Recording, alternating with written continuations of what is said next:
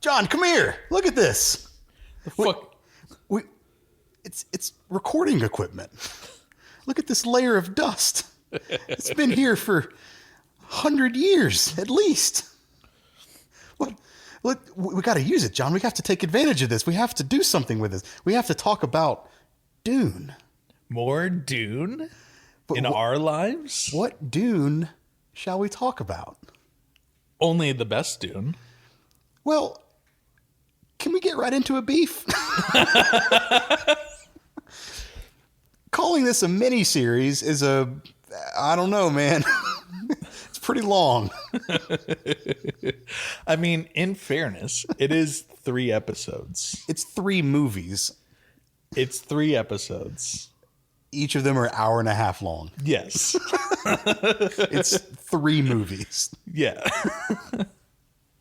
Hello, and welcome back to the Dune Minute, in quotations, podcast. Because we are not doing minute by minute on this one. We're not diving deep minute by minute into the cinematic adaptation of Frank Herbert's World of Dune. We are diving episode by episode into the Frank Herbert's Dune miniseries this time. Yes. Glad to be back. We've had a nice little hiatus, had the holidays and then some time off just to collect ourselves. And we're back. Holiday break was nice. It was nice. I hope everyone had a good holidays. Or multiple holidays, however many you celebrate. I don't know. Well, I mean, in the time since we last recorded to now, there was Thanksgiving for Americans, even though we have a substantially not American audience. Sure. And then there was whatever winter holiday insert that you celebrate here. Yes. And then New Year's. So multiple holidays. Unless we count the Chinese New Year, which I don't think that has happened. I don't know when Lunar New Year is. I think it's in like February. I think so. So we missed that one. We haven't got to that one yet. But yes, many holidays have happened since we've last recorded, since we've last sat down on the couch and talked about Dune. Yeah. But boy howdy, we've talked about Dune. Yeah, I mean, just not in a recorded format. Yeah, we're always talking about Dune. Yeah, amongst other things. I got to tell you, man, I had to get it back in the swing of taking notes. This was hard for me. Dude, I spent the first couple minutes of this episode and literally the first couple minutes taking notes like I take notes for the Dune Minute. And I caught myself very quickly and I was like, absolutely the fuck not. I can't do this for an hour and a half movie all at once. 5 minutes at a time, sure, that's easy. Yeah, no, absolutely not. We'll get more into that. But yes, if you haven't caught on, we are talking about the oft forgotten, rarely mentioned, unless you're a big Dune head,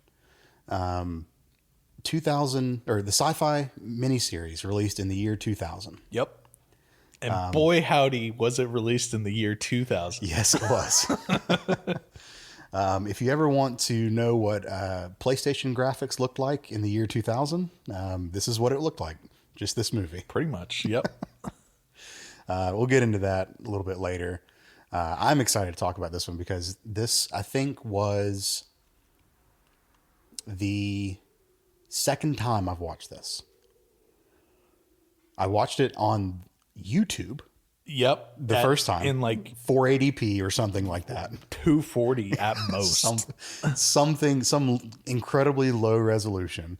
And it was right after I kind of got reintroduced to the Dune story after not reading it for years and years and years. Yep. Learned that they had a miniseries. Found it on YouTube because it's not available. Unless you buy the discs like we did. Yeah. It's not available for streaming anywhere, which is a damn shame. I don't know who owns or owned, I don't know if the channel even still exists, the SciFi Channel. I will talk about the SciFi Channel a lot in just a second. Okay. Small correction, it might be available for streaming on Amazon in the UK. Okay. Maybe. I read that somewhere, did not verify because I'm not in the UK. Yeah. But I've read that. But even still, like we bought the Blu-ray for this last year, I think. Yeah.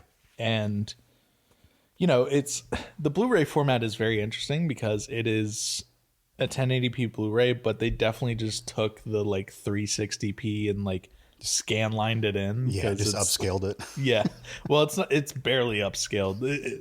There's some weird stuff that happens with it, but it's still good enough. And I think it was only like $20 or something. Yeah, like it's that. not. We didn't pay a lot for it. It's not a break the bank purchase, but for anyone who is interested in this story and really loves all the things of Dune, I think it's a great addition to your collection, because it should be, because spoilers, it's a really good fucking miniseries. Because it has 1 million hours to take its time telling the fucking story. Yeah. Oh man. I know I've talked to you about this, but I've not talked to our lovely listeners about this. Over the holiday break that we had, I decided to finally watch Twin Peaks. Well, complete, because From you start to started back when we were recording. Oh, right. Yeah, I started season 1. I think I got like 3 or 4 episodes into it. It fell off, whatever. But yes, but actual from start to finish, all the movies, or the movie, excuse me, the new return, all that stuff. And I bring this up because the copy of Twin Peaks that I've been watching has been like a high def version of the show that was released in the early 90s, like 91, 92, something like that. I think 94. No, I think it was earlier than that. I'm checking IMDb right now. Okay. But I could be wrong. I want to say it's 94. But it was far from high def when they first released it. Sure. 1990. Okay. Both of us were wrong. One of the things that I found very funny is that there are clearly scenes in that show that they either could not like reintroduce in 1080p or high def. So it's just like such a jarring cut to a standard definition scene. I have the same thing with my copy of the X-Files, where you will have Mulder and Scully just like super crystal clear, and then suddenly it's just VHS scan lines like crazy. It's so wild. But seeing a slightly older Kyle MacLachlan as Agent Dale Cooper was just amazing. Such a great show. But that was the most recent thing that I had watched that was an upscale, similar to the way that the miniseries is, that the copy that we have versus how it originally was presented on the SciFi Channel in the year 2000. What a year it was.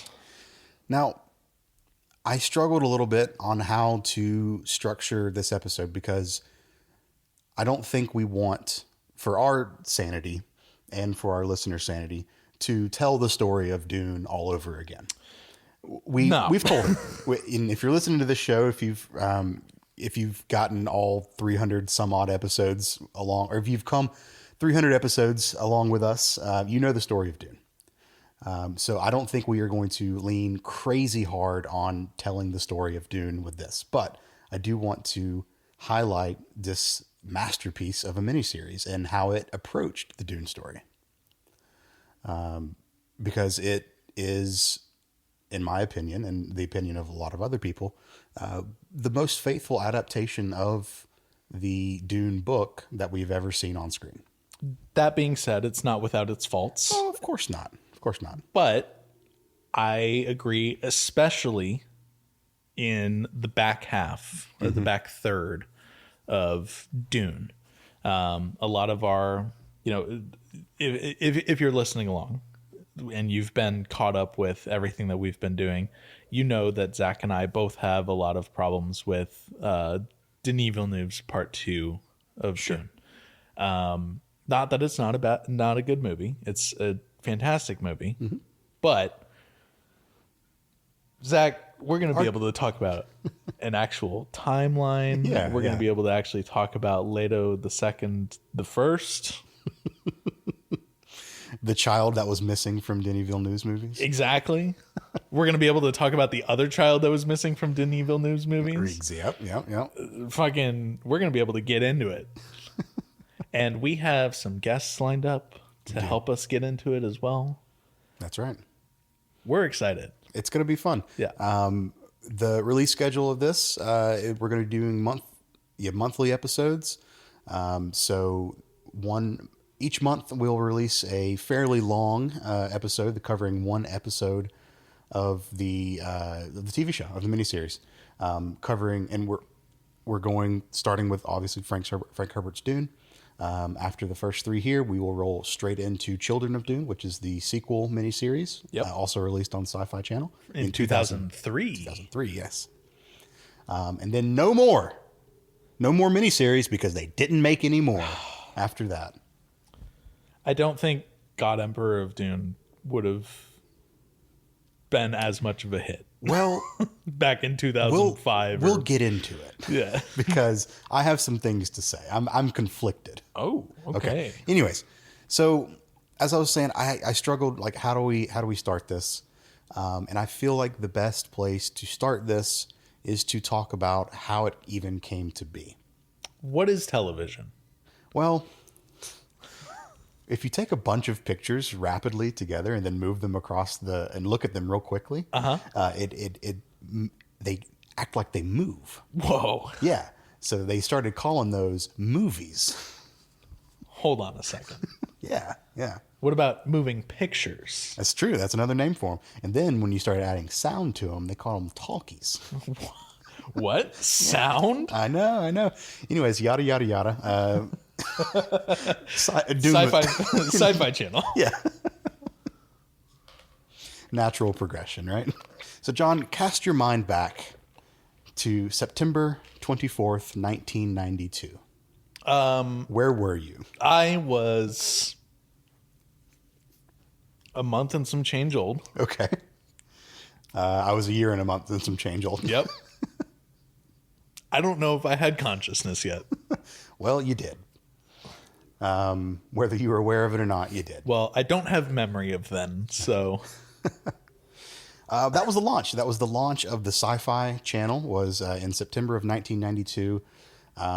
From everything that I can read, there was a mission control style countdown on the channel that was... Hell yeah. Like, counting down to when the channel was released. And it was a big deal. There really wasn't an area on TV that focused on sci-fi programming. And if you think this is early 90s, the Next Generation just started. It's like a year or two into its run. I guess like 4 years into its run. I thought TNG was late 80s. It is, yeah, 87, 88, something like that. Wouldn't this be like when Voyager was just starting or DS9 was just starting? Yes. Yeah. Yes, you're right. Sorry, I'm losing some Star Trek. God, I'm sorry. I'm correcting you That's on fine. Star Trek. That's fine. Holy shit! Stop the presses. Gene Roddenberry, and I bring up Star Trek because Gene Roddenberry had a pretty big influence in the development of this channel. That would make sense. As did Isaac Asimov. Also would make sense. Roddenberry passed away in 1991 and Asimov in 1992, both before the channel was actually officially launched. And the very first broadcast after that counter reached zero were dedicated to both of those men. And it was followed by one of their staple programmings, the FTL newsfeed. Okay. Faster than light. I know what FTL stands for. Yeah. Well, if you don't know, faster than light. Now you know. And then Star Wars, they've played at the time was just Star Wars. Hell yeah. I wonder. So, and it was the 92, unedited versions. Okay, I was gonna say because 92 was like there probably would have been some edits. 97 was the first big batch of edits. There were some edits in the late 80s, but they had a copy of the original theatrical releases that they played, which has since been scrubbed from existence by Lucas, for the most part. Well, there are ways that you can get them. There are no legal ways to get those, but there are ways. There are ways. We don't condone them. No, but there are ways. Now the channel was pretty broke to begin with. I can imagine so. So they couldn't really do a lot of original programming back in the early days. So they subsisted almost solely on reruns. It was basically a syndication channel. Yes. Yeah. Yeah, absolutely. Now, they did have some original stuff. I mean, they got Leonard Nimoy and William Shatner and some other like heavy hitter sci-fi actors to come in and do like commentaries on their shows and stuff like that. So in that sense, they had some original programming. But what? All I can think of right now is the oh God, who's the actor who plays Riker? Oh, Jonathan Yates. Jonathan Frakes. Frakes. Yeah, Frakes. Fuck, why did that take me so long? Yeah, Jonathan Frakes. All I can think of is the Jonathan Frakes copy or edits of him just asking all the questions, but it's slowed down to like 0.75 speed, so he sounds drunk as shit. Very funny. Go look it up. Yeah. They had the licenses to about 300 movies, including Universal classic monster films like Dracula and Frankenstein, and the 4 Star Trek movies. So you can imagine those were pretty heavy on rotation. I imagine so. Doctor Who was a big show on the channel. They did Lost in Space, Voyage to the Bottom of the Sea, Buck Rogers, Tales from the Dark Side, War of the Worlds, Space 1999, which is a great show. And The Incredible Hulk, amongst a lot of other things. So Sure. It was just a lot of reruns. It was the nerd channel. Yes, absolutely. Because back then, being a nerd was not cool. Yeah. So they did some animated stuff too. They had the animated Star Trek series, Flash Gordon, Return to the Planet of the Apes, Fantastic Voyage, and things like Defenders of the Earth. So they kind of chug along doing this until the mid to late 90s, where they've picked up some steam, some traction. They're starting to do a little bit more original stuff. The FTL newsfeed is really blowing up with all your sci-fi news. And they finally start to shift into original scripted programming in the late 90s. And it comes with a change in leadership. And one of the first, I guess you could call this original programming things that they did, even though the show did not originate on this channel. It was a canceled show that they then picked up and started doing their own thing with it. And this is a beloved one. In 1997, Mystery Science Theater 3000 Oh, boy. came to the SciFi Channel. I was going to ask, like, those have to be intertwined somewhere along the way. Yep. Because at this time, I'm 7, so I don't know shit. Yes, it was canceled from Comedy Central the previous year and was acquired by the SciFi Channel. I should say, at this point, it is spelled SCI-FI channel. Not to be confused with the 2008, I think, rebranding. 2009 was 2009 when they did it, rebranding. SY-FY. Maybe there's not even a hyphen in there. It's just SY-FY. Very stupid in my opinion. Whatever. That's SciFi. So SciFi Channel acquires Mystery Science Theater 3000, which is one of my favorite shows. Which makes sense because in 94, Paramount was sold to Viacom. Mm-hmm. So it's all technically under the same ownership at that point. So. Right. Also, I feel like MSK just... It fits. It or fits so MST fits more on the SciFi Channel. Yeah, for sure. The channel also acquired Sliders from Fox, which I've never seen. Don't really know what that one is. It had its final 2 seasons from 1999 to 2000. Poltergeist: The Legacy would also become one of their... Is that a TV series based on the Steven Spielberg movie Poltergeist? Yes. And its various... Which will not be the last time Spielberg comes to the SciFi Channel. Spielberg does everything. That does not surprise me. And Stargate SG-1. So they get Stargate in there. Hell yeah. And they acquire that from Showtime. So, with some leadership shuffling around and original programming coming more and more to the front of their priority list, enter in the year 2000. and they need they decide to do this thing like where once a year they're going to focus on doing a like big budget miniseries. Yep. So Dune obviously is or maybe not obviously. Dune is the very first one that they try, and it's a big hit. What a miniseries to start off with. Like, Yeah, that is brave.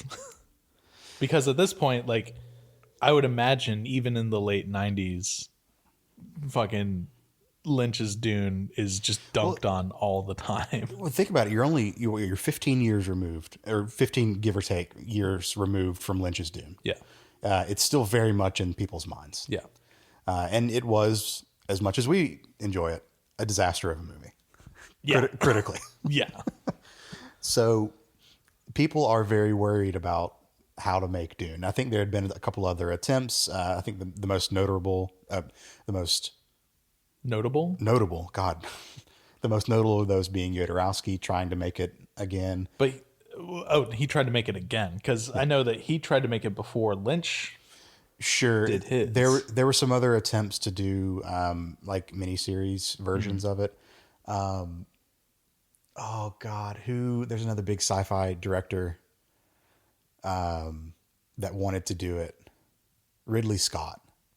Okay. Yeah. Now, I think this was after the miniseries. So this was in between miniseries and Villeneuve. But Ridley Scott wanted to do it at some point. So people have tried. I don't know if I would like a Ridley Scott Dune. Probably not. But I don't think I would. These are just people who've had interest in it in the past. Sure. But they finally got the right director and the right person to say, hey, I want to do this. So Richard P. Rubenstein, one of the founders of the Sci-Fi Network, was obviously very instrumental in getting this up and running. He wanted to do the miniseries format because Stephen King's The Stand, Yep. and The Langoliers, Yep. had done this miniseries format and been very successful. And so some family lore for me. My mom is a huge Stephen King fan. I grew up reading a lot of Stephen King and stuff. So not at 7, but as a teenager, like we watched the Langoliers miniseries and the Stand miniseries and everything. Yeah. Don't know how well they hold up now. It's been admittedly about 20 years since I've watched them, but maybe I should go give those a shot. I've never seen either of those. I've read The Stand. That was the first book I read when we went to lockdown in the pandemic, and it was a terrible choice. Not a great one to read when you're facing an actual pandemic. Yeah. But it's a great book. The new, I think it's an HBO series, The Stand. Within the last like 3 or 4 years, they've released a new version of it. It's pretty good. I want to say yes. I enjoyed that one, but I've never seen the first miniseries. So November 1999 is when the Dune miniseries was greenlit, and it had a budget of $20 million, which is nothing. No, that's and even in like 1999 dollars. Well, it was small for a sci-fi blockbuster, but it was pretty unprecedented for a series at the time. Yeah. Especially a TV series, right? You can certainly see the $20 million budget when you watch this miniseries for sure. It received a lot of marketing push and had full theatrical trailers. Oh shit! Okay. Yeah, and so like they were selling this hard. The series was shot either entirely or almost entirely in the Czech Republic. Yep. In Prague specifically. And post-production done in Rome. And the Oscar-winning cinematographer Vittorio Storaro, Okay. who I believe did Apocalypse Now, was a cinematographer on Apocalypse Now.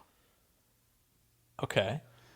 Was involved, or was excited to be involved, because he was originally tapped on the shoulder for Jodorowsky's Dune as well. So he was already like in the mindset of it. Sure. And then And then someone said, hey, actually, we're going to chill the fuck out and like not go insane, but still let you do Dune. Right. Exactly. So yeah, that was they had a good group of people, heading up the production, and it was successful, obviously. The results were spectacular, John. I mean, I don't know about you, but I've seen the results. Yeah. And Well, and not just the results that you see on screen, but the results critically, and the reception was spectacular. well, it's a hell of a lot better than Lynch's. So Received a 4.6 rating with 3 million viewers. out of 5 or out of 10? 4.6 out of 5, I would have to assume. If they're calling it spectacular and it's a 4.6, I'm going to have to say out of 5. Okay. Well, I'm using context clues here. sure, but also comparatively. The rest of the miniseries averaged between 4.4, averaged a 4.4 rating and 2.9 million households over all 3 nights of the miniseries, and doubled viewership records for the Sci-Fi Channel. Holy shit. Okay. And it placed Dune among the top 10 basic cable original miniseries in the past 5 years. So At that time. at the time, yes. Okay. I was going to say, 5 previous years. sure. By all reports, as of 2007, the 2000 Dune miniseries and its 2003 sequel were still 2 of the 3 highest rated programming for the Sci-Fi Channel.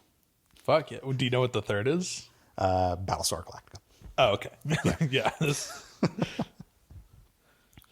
So Sci-Fi, like I mentioned earlier, they wanted to do this thing where each year they presented a new miniseries Sure. to the public. So the very first one was Dune in 2000.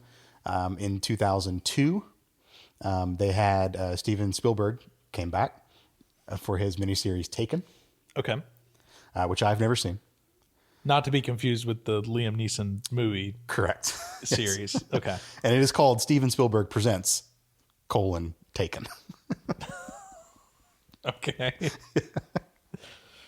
That was Definitely want you to know that Steven Spielberg worked on this. right.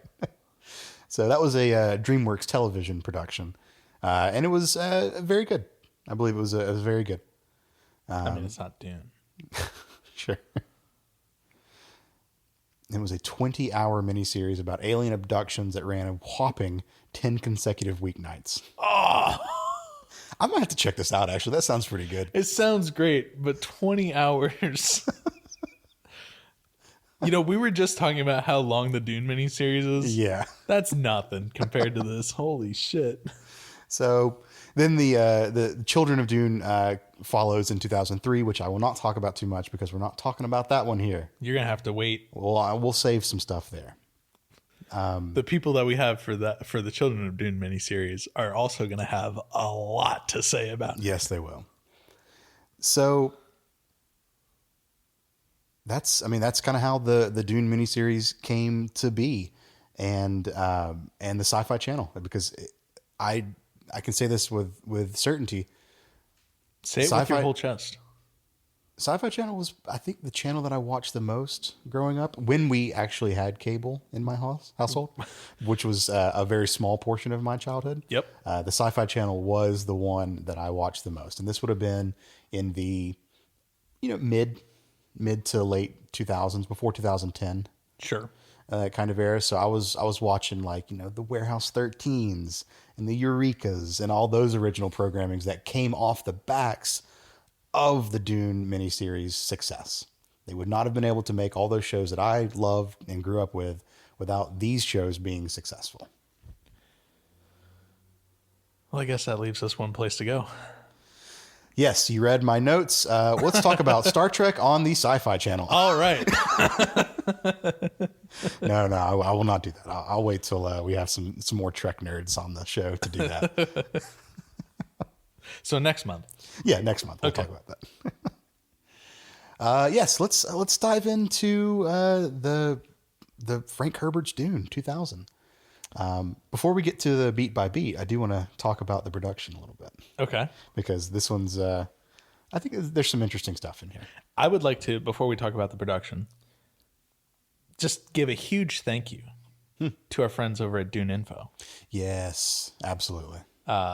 They provided us some awesome resources for this, I guess, mini series of episodes that we're doing on the mini series of the TV show.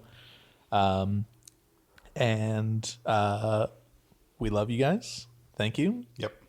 If you're not following Dune Info, first of all, if you think we're Dune nerds, we ain't shit. They have so much just crazy amounts of information and everything. So go check out Dune Info. They're on Blue Sky. DuneInfo.com as well. DuneInfo.com. Yep. And also go check out DuneInfo.com just in general. It's awesome.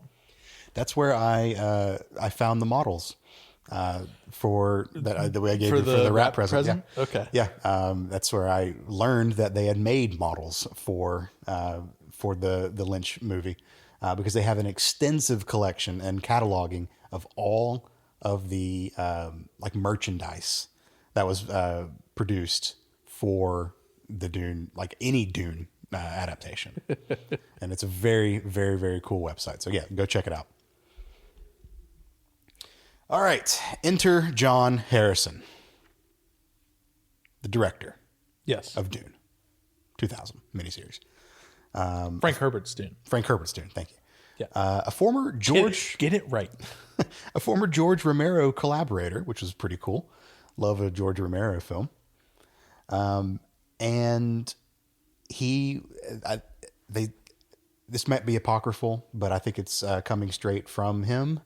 If I can't remember exactly the source that I read this from, but he was trying to think of some kind of thing that he wanted to adapt into a new show. And he saw Dune on his bookshelf and was like, hot damn, let's do Dune. Even knowing that the Lynch movie had bombed, 15 years or so earlier. Sure. I wonder how early on people realized that like the Lynch movie bombing was because the studio had so much like crazy last minute just shit show demands for the movie. I don't think people cared about why. I'm sure yes, some people cared. did. Yes, people cared. Lynch obviously cared. Yeah. But the general public, I don't think they lost sleep over that minutia of detail. Sure, but like I'm not talking about the general public. I'm talking about like other filmmakers that have considered. Yeah, I don't know, man. I think it shone a light into how hard it is to make this story. Yeah. Because an accomplished filmmaker like David Lynch, who was still pretty early in his career at that point, but But he had done Eraserhead and everything. He had done then. good movies. Like he had proven himself to be able to take a hard story, and to make it into something good. For this to be a flop like it was for him, people took notice of that. Yeah. So I think the big takeaway was, it doesn't matter if the studio's going to come in and mess it up. I think it's just a hard story to tell. Yeah. Well, especially for Lynch in the confines of what can be shown in a theater, which is why the miniseries is such a good format. Yep. All right. So, production. Filming locations were in Morocco, or originally slated to be in Morocco, but proved unfeasible. They wanted to do stuff kind of in the same way that Villeneuve did, like on location out in the actual natural desert. But they didn't have the budget or the means to do it. Well, they only had $20 million. Right. So it was entirely shot on a soundstage. Which, I will say, it still looks pretty fucking impressive for being entirely on a soundstage. Yeah. They made some damn good sets in this series. Yeah. So we will cut them some slack there. I mentioned earlier that we had the wonderful cinematographer, Vittorio Storaro. I'm going to fuck up that name so many times. He brought in his proprietary Univision. That's what he calls it. Univision? No. Univisium. Univision. Univision. Okay. What's special about his Univision? 2.0 to 1 aspect ratio. It's just a fancy way of filming things. Yeah. Sure, bud. But the broadcast was, the show was actually broadcast in 1.78 to 1, so it didn't really matter all that much. I mentioned earlier he's was known for Apocalypse Now, The Last Emperor, and Reds, which I do not know what that is. Never heard of it. I'm just reading through my dossier right now, man. It won some awards, rightfully so, for cinematography, specifically in lighting. And I know it's not technically cinematography, but sound as well, sound editing. Sure. But just the way the show looks is beautiful. What do you know what awards were won? Because I'm curious who gave it an award, because there's a couple times where the sound just like explodes your fucking ears. Well, I will tell you. After you Google it. Yes. It won 9 awards. Are any of those Razzies? 2 Primetime Emmys, 9 wins, and 9 nominations total. So 18 nominations total, 9 wins out of those 18 nominations. Hey, your brother has some Primetime Emmys. That's right, he does. So that just puts you like another chain closer to Dune. I am an Emmy Award adjacent winning podcaster, John.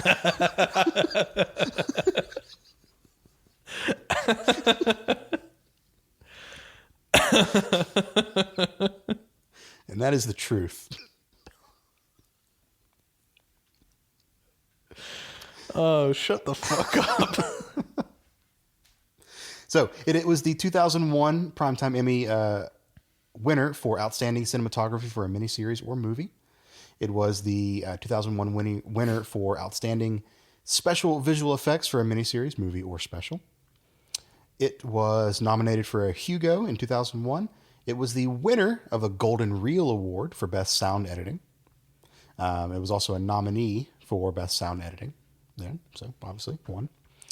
And the 2000 Emmy for Special Makeup Effects. Okay. Amongst others, but those are the big ones. Cool. And I see why it won, because it was all of those things were great.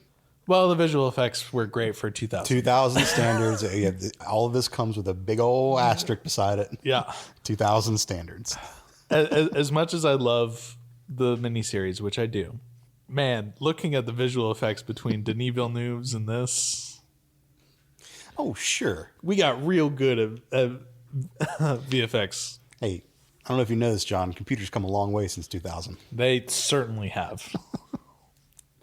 So, oh gosh, pretty much all of the rest of the production names are like Slavic names. Yep. And I'm going to stumble hard. So I am sorry. Yep. Sorry to all of our Czech Republic listeners, to which there are probably like 1 or 2. Whatever. I'm still sorry.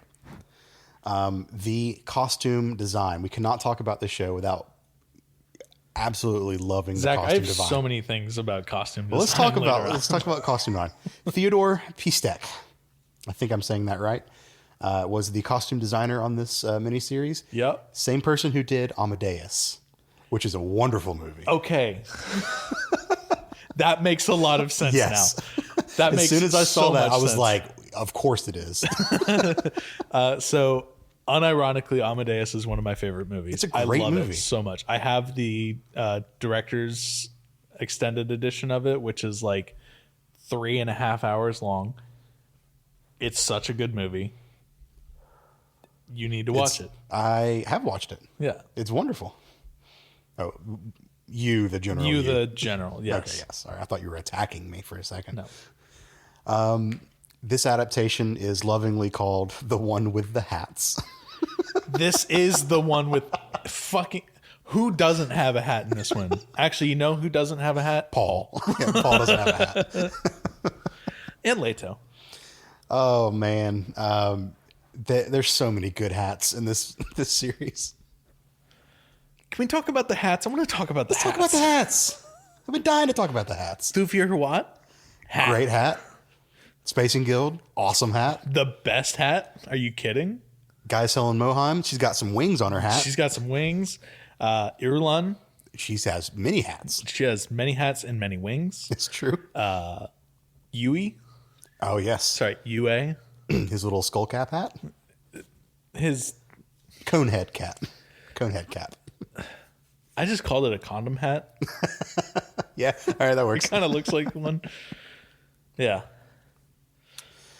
Oh, man. So, and still suits.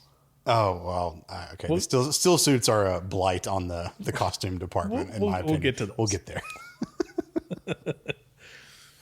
So, he's got an awesome cinematographer behind him. This is John Harrison. Yeah. An awesome cinematographer, has an awesome costume designer. Which, for reminder, a $20 million budget. This is pretty fucking good. Yeah, they got every They penny. stretched every single fucking penny. Yeah. So, Which I guess are no longer made. yes, they're a rarity these days. John Harrison described his approach to the show as like, he said, I thought we're doing this for television. We're not trying to compete with David's film, David Lynch. Sure. Let's just try to do something really unique that tackles a story in a way it hasn't before. I knew doing this project as a miniseries, I was going to have a great deal more time to tell the story than David had. So I think that kind of answers your question. Yes, they did know that Lynch's movie failed because of studio limitations versus creative limitations. If we haven't already said this before, it is a very faithful interpretation of the book. We have said that many times, not only just in today's episode, but in all of our previous discussion about our beeves with Denis Villeneuve's Part 2, Right. of which there are many. Oh, sure.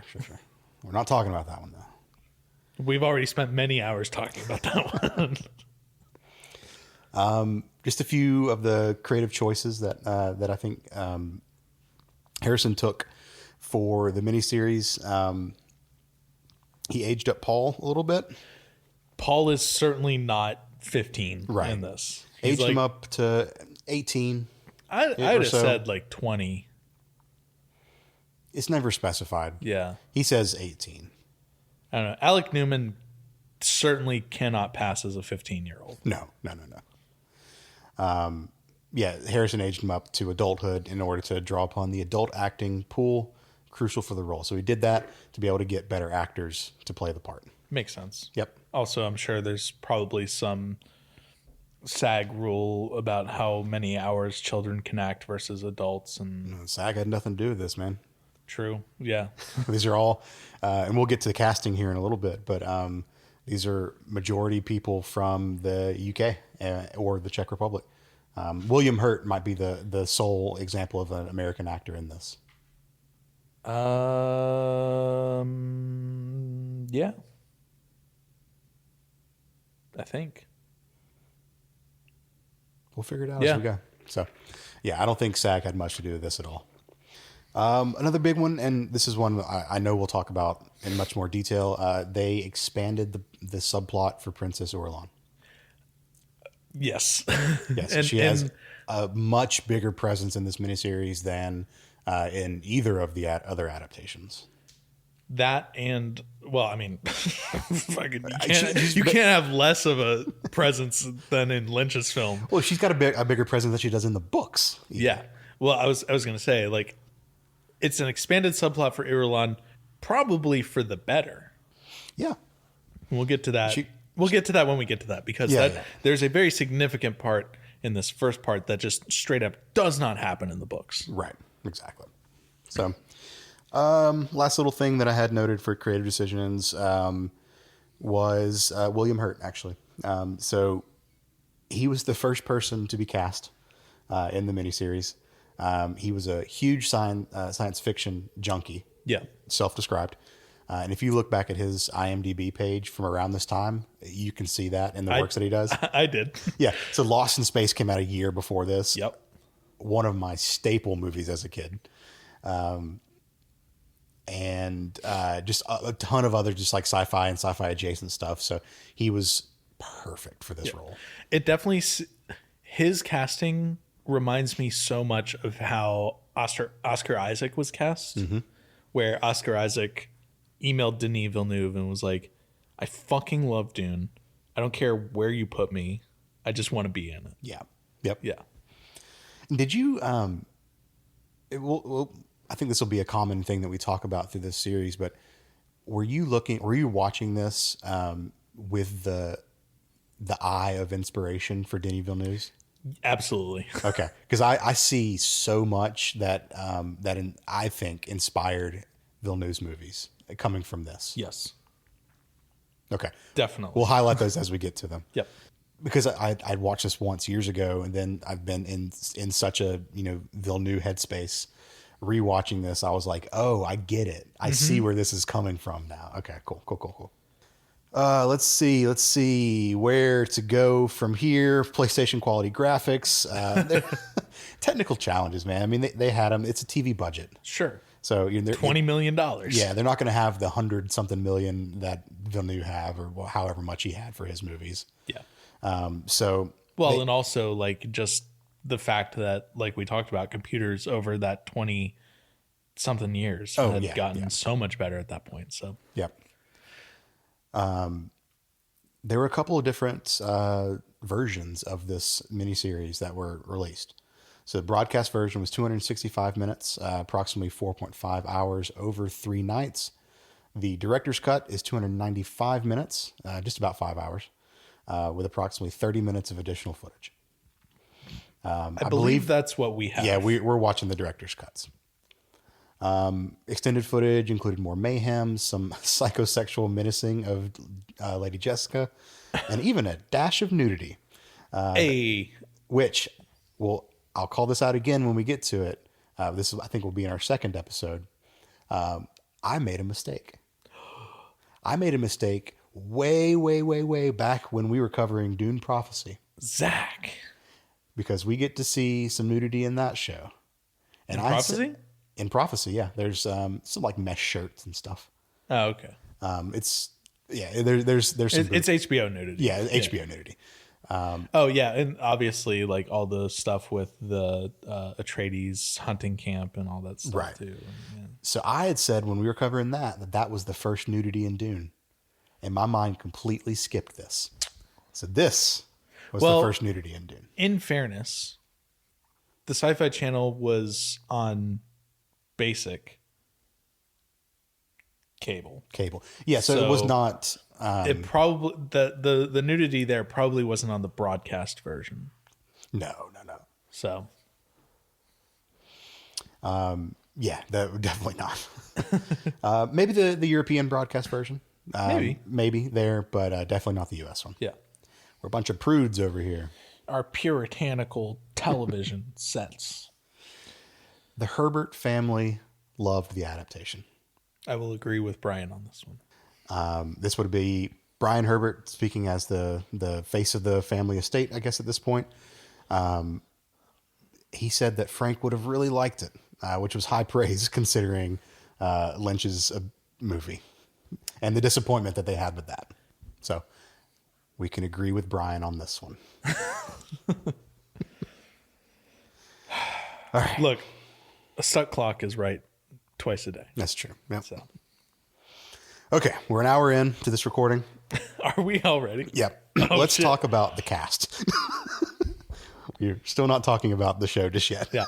Well, in fairness, this is probably going to be one of our longest episodes about the miniseries. Sure. Also, there's a lot of place setting. Also, it's one episode a month. Yeah. Also, it's background information that's important. So, fuck you. This is our show. Basically, is what I'm getting at. I say this to myself as I'm listening to myself now editing this episode. I don't mind long form. No. Okay. So coming in hot, first person cast, like we said, William Hurt, wonderful William Hurt, really one of the great that guys in Hollywood. You know him? Rest in peace. Yes, rest in peace. Academy Award winner. Yep. For best actor in a leading role in Kiss of the Spider Woman in 1985, which I have never heard of before now. Interesting. Yes. I looked up. I knew that he was an Academy Award winner, but I didn't think it was 1995. 85. Oh, 85. 85, yes. Okay. And for leading role, too. Not just a supporting cast. Leading role. I looked up some stills from this movie just on that they have on IMDb. And was he ever so young? Good Lord. He's a baby. Baby face. He's a baby in that movie.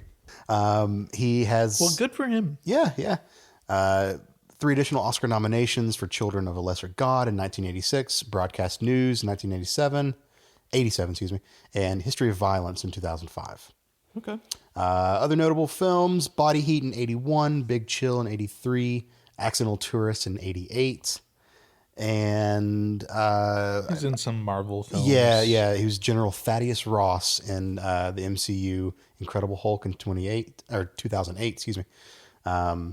and concluding with Black Widow in 2021.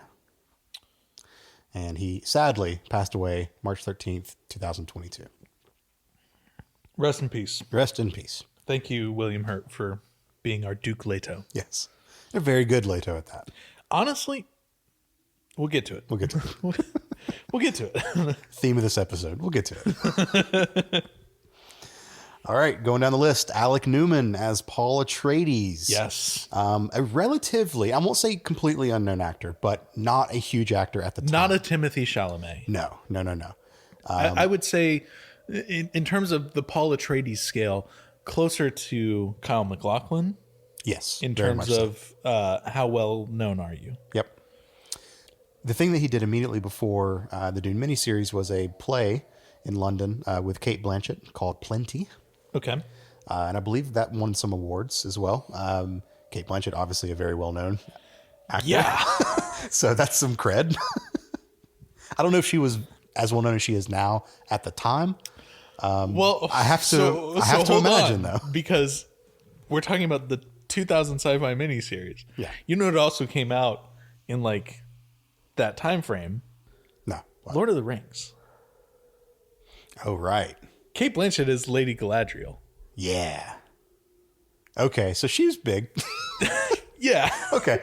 Good for him. That's a good role. Yeah, and he's gone on to do I think he's mainly doing like voice acting these days. He's pretty big in the Cyberpunk 2077 series. Yep. And its affiliate series. From 2011 to 2013, he was head teacher Michael Byrne in the BBC school drama Waterloo Road, and was a series regular on Kurt Sedler's The Bastard Executioner, Amazon Rogue, and HBO's Strike Back. And in 2004, maybe the crowning achievement of his acting career, Hallmark Channel version of Frankenstein, again with William Hurt and Donald Sutherland. Hey. Which he won an Emmy for. So I need to watch that. yeah, that sounds really good. Speaking of Frankenstein. The new Frankenstein. The new Frankenstein, also starring Oscar Isaac. Yes, very good. So fucking good. Very good. I know this isn't a Frankenstein podcast. Go watch it. Jacob Elordi plays Jacob a weird Elordi, little freak. Christoph Waltz, Sorry, Mia Goth. a weird big freak, I should say. Yeah. Yes, very Mia good. Goth. Like, also, it's a Guillermo del Toro movie. Like, All right. I'm reining this back in because we got a lot of cast to get through. yeah, we got a lot of cast, and we still haven't even talked about the episode. Oh my god. Saskia Reeves, John. Saskia Reeves, John. Saskia Reeves. Oh, how I had a crush on her. Still do. She's a beautiful woman. Yeah. Plays Lady Jessica in this. I had a weird Leonardo DiCaprio pointing at the TV moment a couple years back when I was watching Slow Horses, the HBO show. I believe it's HBO. And saw her on... No. Is it Apple TV? Apple TV. Thank you. Yeah. Thank you. HBO can't do everything.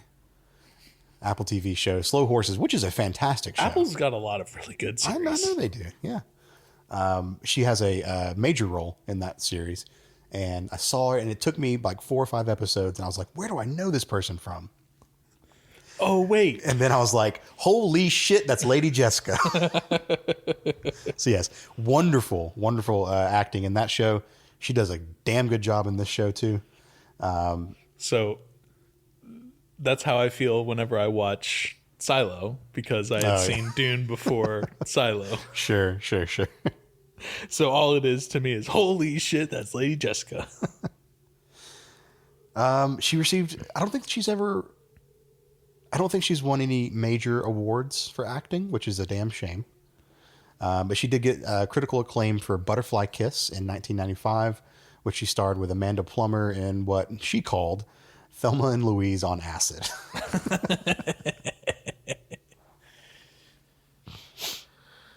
Oh, all right, moving down the list.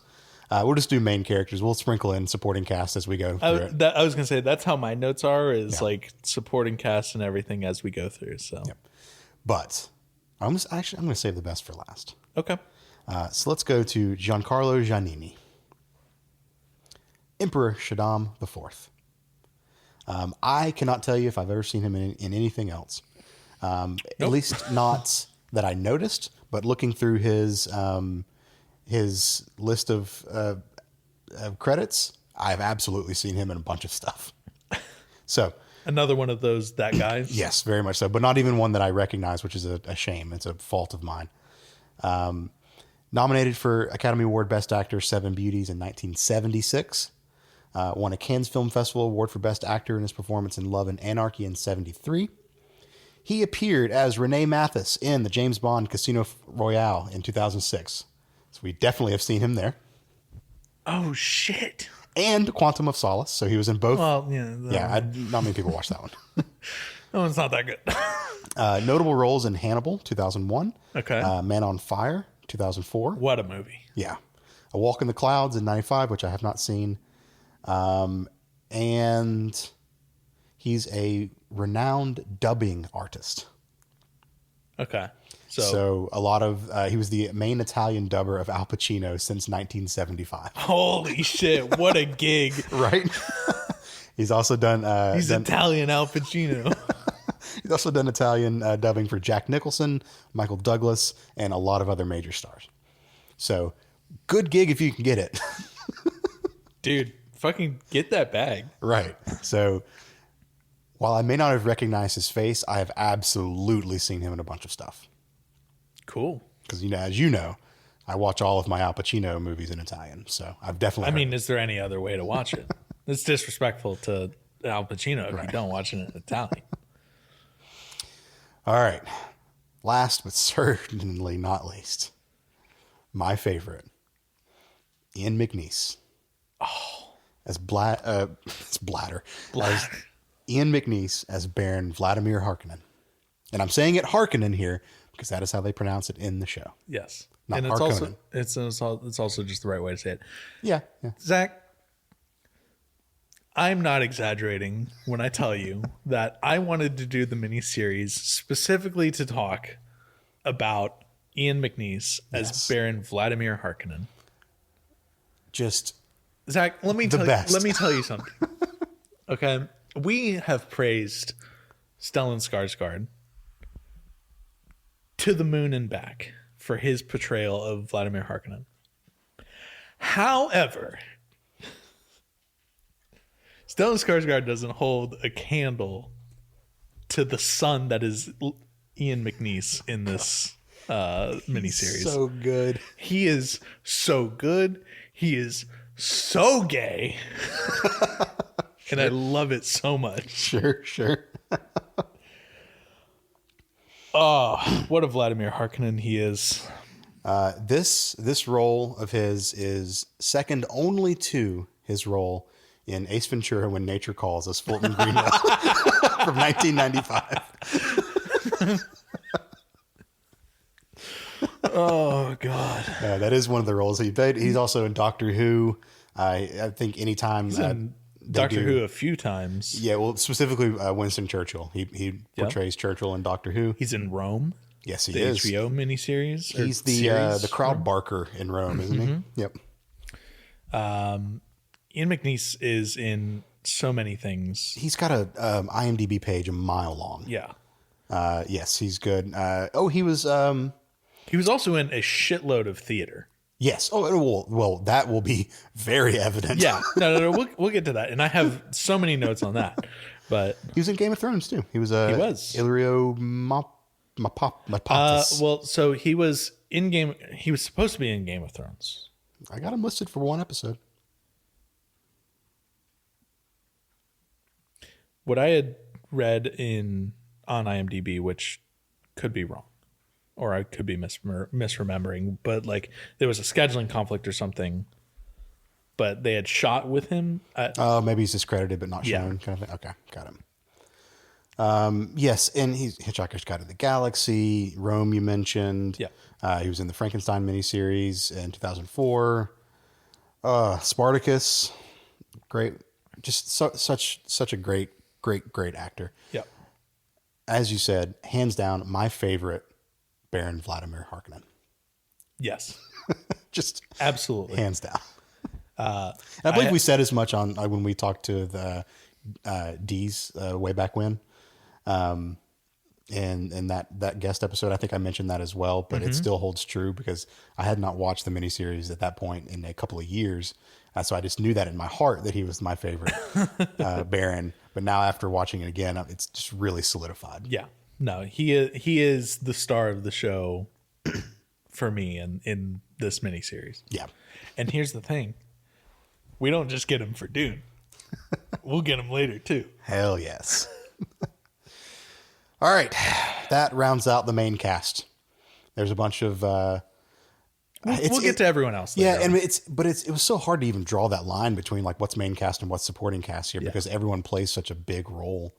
Well, you still have your major characters like Gurney Halleck, played by P.H. Moriarty, and Dr. Yui, played by Robert Russell. So, we have more people to talk about, but we're over an hour in. Let's talk about Dune. Okay, let's talk about this. And I think the right place to start, Zach, is with the opening credit. SciFi Channel presents. That's right. Frank Herbert's Dune. Man, the amount of nostalgia that I got immediately when I saw this intro. Yeah. Just the 2000 CG, just Dune written across like the rock face and how it just crumbles away. Yep. Good Lord. This is so nostalgic for me. Interestingly enough, though, it's SciFi Channel presents William Hurt, Frank Herbert's Dune. Yeah, he got above the title. Yeah. That's crazy. Which, being that he's an Academy Award winner and everything, I'm sure his agent did whatever agents do to get that happen and everything. But he is definitely, I think, the big eye drawing part of that marketing that the SciFi Channel was really pushing and everything in this case. He was a big actor at the time. I mean, he remained a big actor, but you get that big name to really draw people in, especially if they're doing like theatrical trailers for this stuff. Yeah. Yeah. You're gonna put his name across everything. Zach, the 84 Lynch version of Dune has some opening exposition where Princess Irulan sets the stage and everything for us, the viewer. Yes. The SciFi miniseries also has some opening exposition.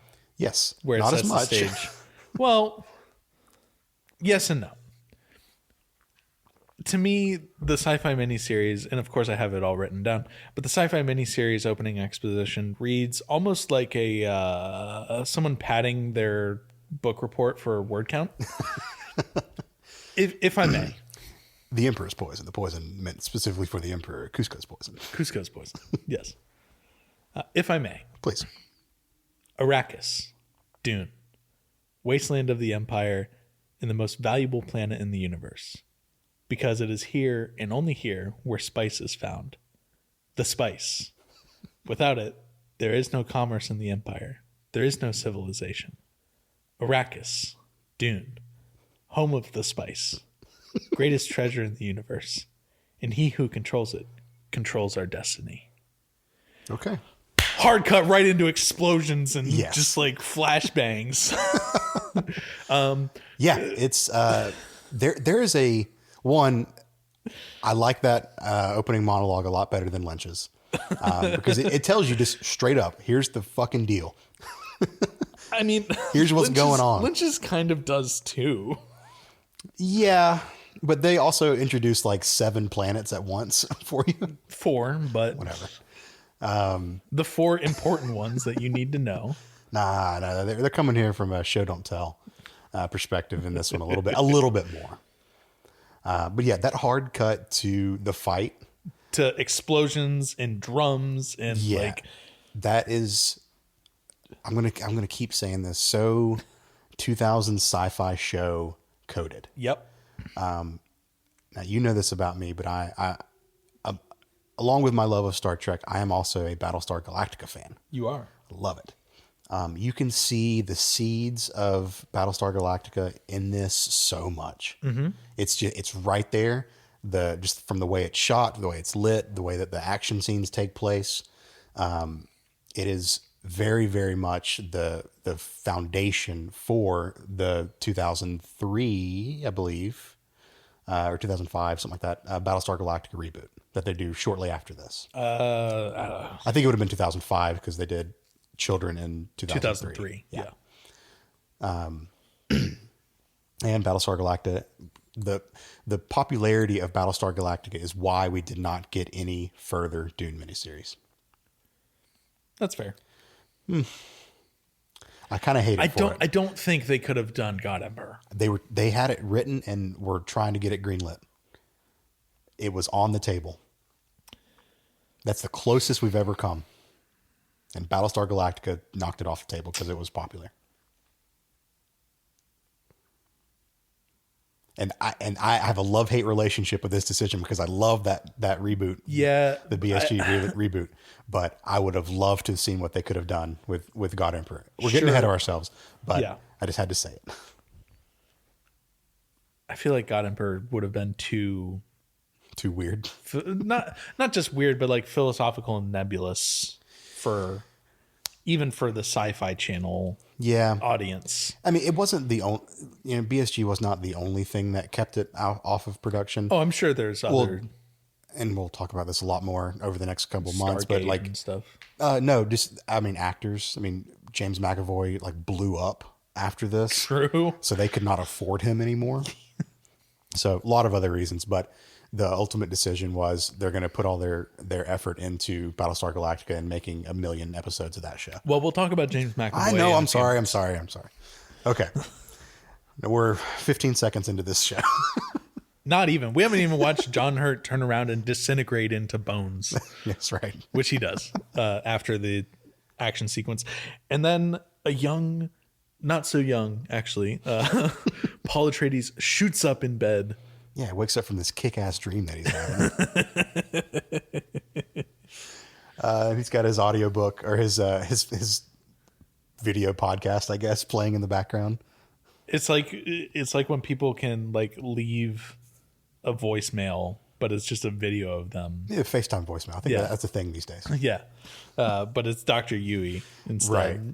And I'm sure you noticed this, but what a wonderful way to telegraph to the audience that this is like a recording than the blatant turn to camera that UA gives right before Paul like throws a shirt at him or something and he hits the screen and he goes all warbly for a second. Because the way that they do the perspective, it looks like he's kind of just in the room with him at first. And the camera starts to pull back and he shrinks a little bit and then turns directly to camera and looks down the barrel. There's a lot of that in this. Oh, I know. Yeah. And then, Paul throws his shirt. It goes warbly. And then we realize this is just a recording on a TV. Yeah. Then we get our entry of Lady Jessica. Yep. Once again, Saskia Reeves. And we have the conversation about, leaving Caladan between Paul and Jessica. Mm-hmm. Paul's very whiny about it. Which will be a running theme. Yeah. Mr. I have to eat responsibility for breakfast and duty for dinner. I just want to see my father, yada, yada, yada. Yeah. And just pause just for a second. We said it a little bit ago, but I just want to reiterate. We're not going to be doing the Dune story beat by beat. Oh, God, no.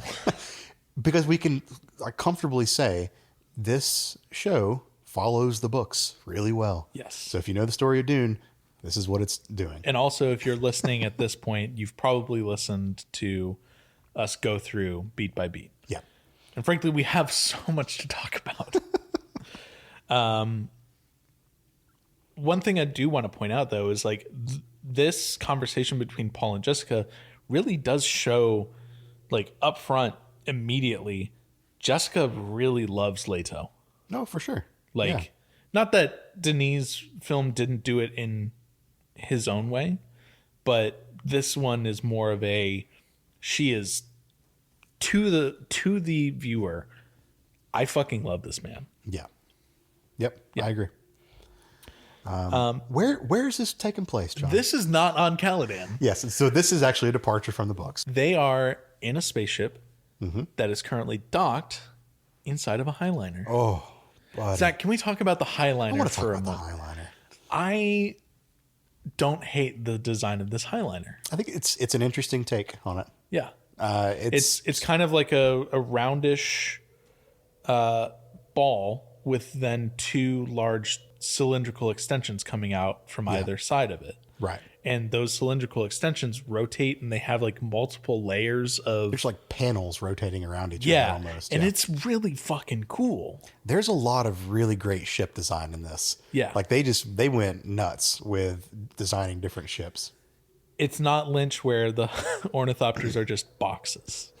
They maintain some of their boxiness. They have some of the boxiness, but they also do have, and that could be because at this point, this is also 15 years out from Lynch. So yeah.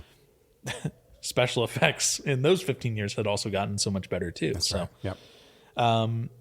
but yeah, as we've talked about already, the CGI in this is not great by our standards today, but by then probably looked really fucking cool. But I mean, I still think it holds up. They don't shine a light on a lot of it. A lot of it's very subtle use of CG. Yeah. And I'm saying this as not counting all of the CG backgrounds. The CG backgrounds definitely look like CG backgrounds. Yeah. But when we start talking about like the shields that we've seen a little bit here, like those hold up pretty well. Those shields hold up actually very well. Yeah. But we'll get to those when We'll get to it. Because we immediately just go right to Geiz Helen Moheim. And Geiz Helen Moheim in this version, played by Zuzana Gieslerova. There's a lot of Czech names. I'm sorry. First of all, she has her winged hat. Yes. Which is crazy. It looks like some kind of lizard that I couldn't place. It's the lizard that attacks Newman in Jurassic Park. Oh, yeah. yes, it is that. Okay. Yeah, that's it. Yeah. Geiz Helen Moheim looks incredibly young here. Yeah. Yeah. Not the Geiz Helen Moheim that we have from Lynch or Denis Villeneuve. No. She looks to be in her, 40s, 50s, something like that. I would say late 30s, early 40s. Okay. She's got her long hair wig. Properties of the spice. Sure. No, I understand that.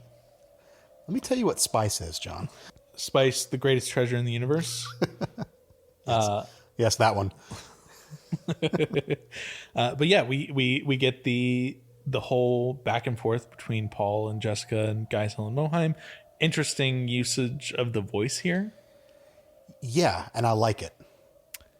I don't like how quickly Paul is just able to like throw it right back. Well, this is one of the departures from the Villeneuve films, and the book for that matter. Is Paul is like, "Fuck your voice." Yeah, I'm not doing shit. Whereas in the books and in the Villeneuve movies, it's like it's very much he tries to resist it a little bit. Yeah. But he still is overcome with the urge to do whatever she's saying. No, he defies it in like a sassy way. Yeah, and immediately turns and uses the voice back on her as well. Right.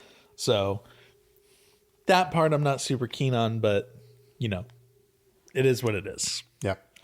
It's just it was just a way to telegraph that, hey, Jessica's been teaching him shit. Right. I love the box in this version. Yeah, it looks good. The box in this version is very like jewel like. It's almost like obsidian. Yeah. Not to say that I don't love the box in Denis' movie, because I like the old and ancient look that it has there. But I do like the callback to Lynch's film as well with this, where we get the translucence of the box. We see the hand burning and melting away. Yep. Whereas in Denise, it's more of the like psychological, Paul is in pain, but we don't see his hand except for like the flash of that one burnt hand in the sand. Sure. So I thought it was interesting that this seemingly was an homage to Lynch Yeah, I think so. in this part here. The hand burning though in the miniseries goes way beyond how far Lynch takes it. Like where like skin is like in flesh is like falling off of the hand and everything. Yeah, like that. they had a little bit more liberty here, I think. Yeah. With it. We get the finger cover, Gom Jabbar, We do. Yeah. which is cool. That's a very Lynchy thing too. That is.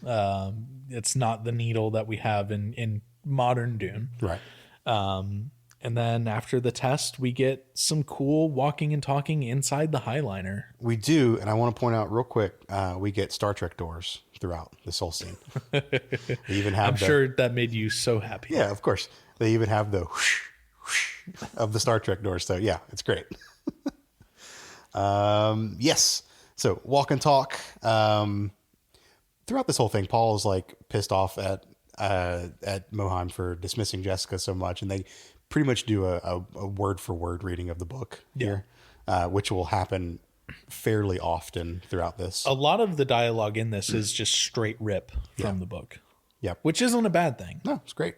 A notable difference is the camera does pan up before they get into the walk and talk. The camera pans up to the Atreides crest on the wall, where we see the eagle. In this version, we do not see the bull's head that we do in Villeneuve. They have the same conversation like they do outside the egg, where she explains the breeding program. Yep. Except we have a big no-no in Dune lore, where you have left your ship and you are walking in the Highliner. Do we know that? I would assume that they have left, because that is a long fucking hallway that they're in. Yeah, maybe it's connecting two ships, and that's allowed. Maybe. I don't know. I'm not going to try to headcanon my way out of that. But yeah, that's fair. But we don't spend too long in that hallway, because we go right to our meeting of Gurney Halleck. Yes, enter P.H. Moriarty as Gurney. And Thufir Hawat, played Not by... named in this scene. He's just creeping in the background. He's not really addressed too much in this scene. Definitely don't get his name. But yeah, Thufir? We don't get Thufir in this scene. Or we don't get his name in the scene. We don't get his name, but we know that it's him based on the conversation. Sure. Yeah. Played by Jan Vlasic. Yes. Or John Vlasic. Interestingly enough, in this scene, Paul seems to be the one that's mocking Gurney. Yeah. Yeah. With Gurney's own wisdom being like kind of thrown back on him. We get the fast on defense, slow on attack. Yep. And the shields were interesting here. So this is where we get to see the shields. Yep.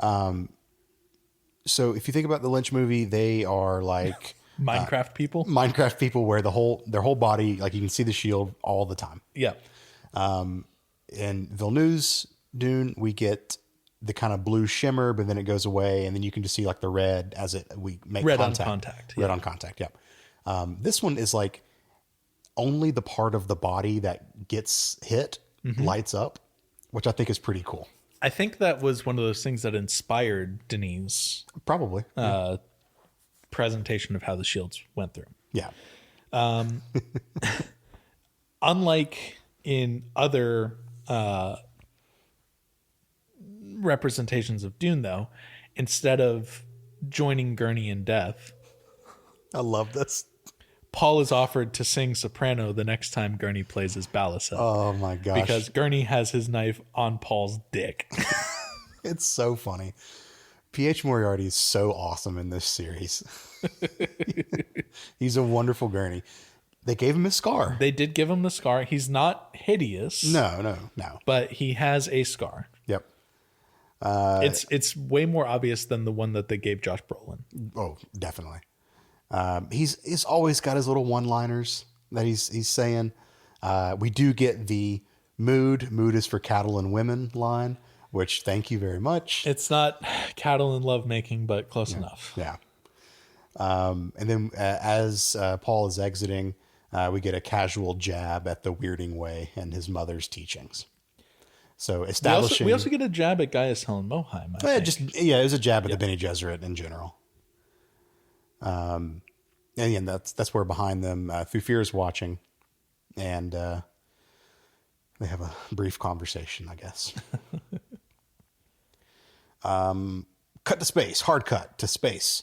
We get a cool little ship flying. I say little, in contrast to the Highliner, it's a very small ship. Well, anything is, but it's got this like strange tank-looking thing on the front of it. what would be in a strange tank-looking thing, Zach? I don't know. Music builds. It follows the ship, and something that I really loved their use of narration in the scenes on the Highlighter. The whatever PA announcer they have, like just announcing things on the ship, is really just announcing the story plot lines to us, the audience. Sure. Well, that's the purpose of a PA. But it's not things that. Sorry, they're saying things that a general broadcast on the ship probably wouldn't have been announced, right? No, I was going to say that's that's the purpose of a PA for TV, right? Is like, hey, we're giving you story beats. So they announce that the shuttle is arriving, and this is Spacing Guild Shuttle N-117. That does not matter. I just thought it was an interesting thing to call out. They gave a shuttle designation. Thufir kind of wanders back in, and he and Paul talk about the importance of spice in the guild, and how that the guildsmen and navigators used to be human. Which I think is very interesting because, first of all, that's Paul's revelation. Yeah, like all the other adaptations, they're basically skipping that part and just laying it out front. But also interesting that Paul and Gurney would know anything about navigators at all. Just stories, maybe. No, I get it. I guess just stories. Yeah. It does kind of ruin the fun. But a little bit. We we get to go right to our Spacing Guild friends. The OGs. The greatest of all times. The motherfucking Spacing Guild. In their goofy little hats. These are the Conehead hats. They're Conehead velvet hats. I love them so much. And you know they had to make they have their little hand gestures and everything too. You know they had to make like 50 of these outfits, right? Surely there's some for sale. God. If I ever have the opportunity to get one. I won't know if you hit the jackpot in the lottery, but you'll know. Yeah, there'll be signs.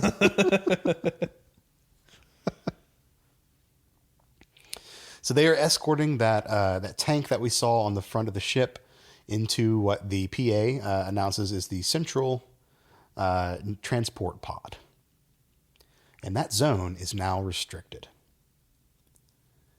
And out of the pod emerges this moth-looking motherfucker. Looks more like a bat with like saggy wings. Yeah, vague human attributes, I'd say. This is our guild navigator. This is the guild navigator, yes, which is a big departure from Lynch's navigator. This is the now second guild navigator that we have seen. It is much smaller. Yes. Possibly better, depending on how you see it. We never got to see It doesn't have a smoking vagina mouth. Yeah.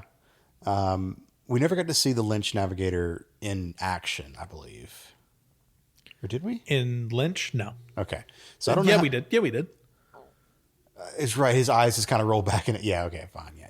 You see him like swirling around on the fucking screen. And everything. No, I'm going to say this one's better. This one? Yeah. I'm going to say this one's better. This one's better because we actually see what it's doing, where it's connecting star systems together. Right. So when he does that, like the Highliner just like fades out around it, and it's just the navigator's like floating in space, or that's what he's seeing. Buddy looks high as fuck, by the way. Well, I mean, bro's living his life in space.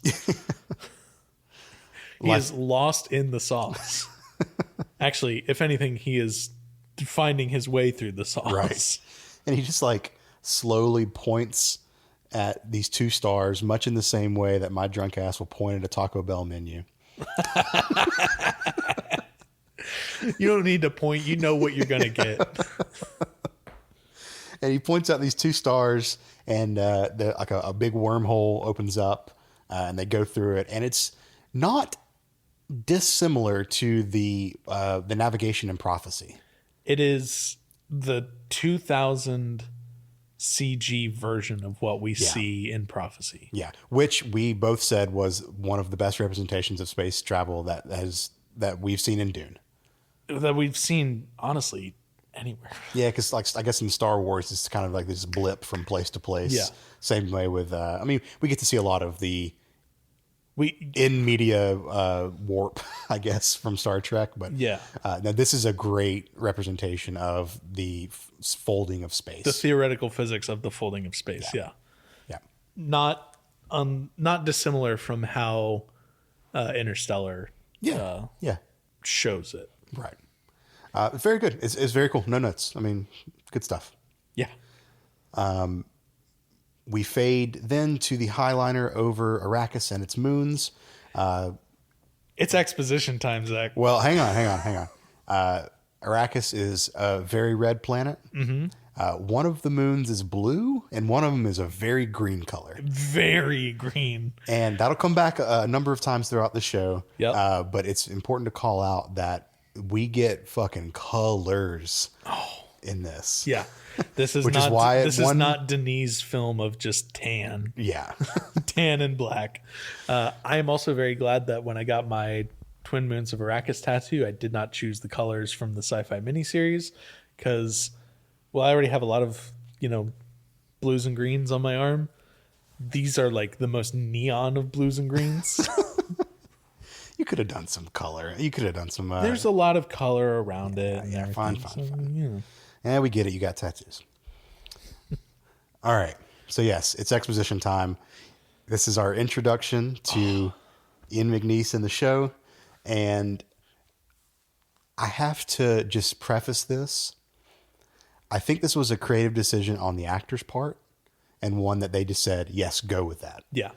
I swear on everything, Ian McNeice is playing this role like he is in the middle of a Shakespeare play. So... Like he's just fucking chewing every scene that he gets, and it's so good. We have talked to people who are very intimately familiar with Shakespeare before about Ian McNeice's portrayal here or performance here, and they agree that it is Shakespeare to the letter. Yeah. This feels to me a very Lynchy moment, where the face just appears in the planet. Fades in the yeah, planet. and It's so cool though. It's so much like a Twin Peaks thing. Like this happened in Twin Peaks so many times. But it's wonderful. So yes, Ian McNeice's face appears superimposed over the planet, and we get this one of many monologues from this character. One of many monologues directly down the barrel of the camera, too. Ian McNeice and Vladimir Harkonnen are the fourth wall breaking, anchor for the audience. Yeah, so many times. So we fade out of the space around Arrakis to the Baron, Raban, and Fade. And basically discussing the plot. Raban played by Laszlo Kish and Fade played by Matt Kieslar. Yes. Yep. All very good portrayals here. Raban has a lot more intelligence in this. I don't know. I think he does. Comparing him to Lynch and Villeneuve, and this is not casting any kind of shade on, I don't remember who played Raban and Lynch, but not casting any kind of shade on Dave Bautista in Villeneuve. Oh, no. I think Dave Bautista was the perfect Raban. Well, hands down. A great Raban. I think this one is maybe not better, but different. But he seems to know more of the machinations that's happening. I would disagree. And Vladimir makes a point of that several times in this, because this Raban is so impulsive and so just like, why can't we just fucking kill him now? Why do we have to wait? Why do we have to be like patient and like go through your whole plan and everything? And no matter how many times Vladimir like tells him directly, like, we have to let him, I'm getting ahead of ourselves, but we have to let him be comfortable. We have to let him, think he's safe, because that's when they start, not paying as much attention. Yeah, I don't know. I still think that he seems smarter in this portrayal. Whereas the Dave Bautista Raban is more like, he is impulsive, but when we first meet Vladimir Harkonnen in Dune Part 1, how can we let the Emperor take, where he scares all of Marcellus Wallace in the gimps. Right. We get that explanation, and then you kind of see the light bulb go on in Vladimir or in Raban's head. Yeah. Yeah, that's fair. Also, one thing worth noting. So we talked about with Dees how Vladimir maybe directly like mispronouncing Rabin in Denis' film. Wildest theory, but okay. In this, he says both Raban and Rabin. Does he? Yeah. I always heard Raban. No, there's a couple times where he says Rabin. Okay. All right. Just an interesting thing that I noticed. So even this movie can't, or decide. this miniseries can't decide. Fade has this cool like hang glider wing thing on the back of his jacket. His Illuminati triangle. It's so weird. He doesn't have a cool hat, but he does have this this floating triangle behind his head, I guess, to signify that he is the Na Baron. It's his piece of the Triforce. Right. Piter comes in. Piter's got a fucking hat. Piter's got a hat. Did you notice throughout this one that Piter's always playing with some kind of technology thing? Yep. He's always got something in his hand that he's fidgeting with. Piter de Vries, played by Jan Unger. Okay. Throws some serious shade at Rabin too. Yes. Throughout all of this. It basically gives the synopsis of their subterfuge plan. Yeah. So going back to like which Rabin is the better one and which one is dumber, effectively. There's a line where Vladimir says something to the effect of like, Arrakis is temporarily out of our control, and Rabin just goes, "Damn it!" like it's like permanently, and Vladimir just under his breath just goes, "I said temporarily, you moron." They're so funny. Yeah, they're so good. They're a lot more cartoonish in this one than they are in Villeneuve's. Yeah, but not as cartoonish as Lynch's. Sure. Yeah, we don't get any like bug crushing juice boxes in this one. Yeah, it was a rat. Okay. We do, however, get a lot of manservants. Oh yes, that are very gay, because I don't know if you know this, Vladimir's pretty gay. They're not hiding his sexual proclivities at all, and sexual preferences, and they're going to only explore them more later on. Yes, the early 2000s were still kind of operating under this unfortunate gay equals evil trope. Yeah. And this is, they are not hiding it at all in this show. We get a lot more exposition about the plan to recover control of Arrakis and everything. Yeah. And then we get Vladimir turning back to the camera, speaking directly to us, the audience. Yes. As he fades out. And he does this thing, and it's a constant with him. Whenever he does this monologue, he always ends it on some sick rhyme. Also a very theater thing. Yes. It's so good. It's so good. So we're back to Arrakis. We see Eric Keane for the first time. Yeah. It is nowhere near as magnificent as it is. I said it's less grand than the Villeneuve movies. The palace is still very huge. Yeah, it's still good for 2000 CG. Yep. And enter Duncan, Idaho. Duncan, Idaho, with a Scottish accent, Yes. played by James Watson. A good portrayal. It's hard to not think that Jason Momoa was the best Duncan, because I think he is. I think Jason Momoa's Duncan is a lot better than this one, but this is a wonderful Duncan. Do you mean to tell me that Jason Momoa is a better Duncan than the Duncan, Idaho that we got from David Lynch's film that was on screen for all of 7 seconds? Yeah, he exists in that movie to be hugged and then killed. That is all we got from Lynch. That's it. I would have to agree with you on that. Yeah. Yeah. Very, very good Duncan. And he has a marginally better or more role in this miniseries than the Lynch movie had. He's still only in it for a little bit, just a small amount. Yeah, we'll get there. We'll get to him. We'll get there. Yeah, and then William Hurt. Yep. Enter William Hurt, looking young, looking fit, looking good. Talking to Duncan, Idaho about immigration reports. Right. And hey, they actually call it Dune here. They do. They call it Dune more than once in the show, which is great. I guess a big departure from the books and Villeneuve's is that Duncan, Idaho does not go to meet the Fremen in advance of the family. Yep. They get that order while they're already on the planet.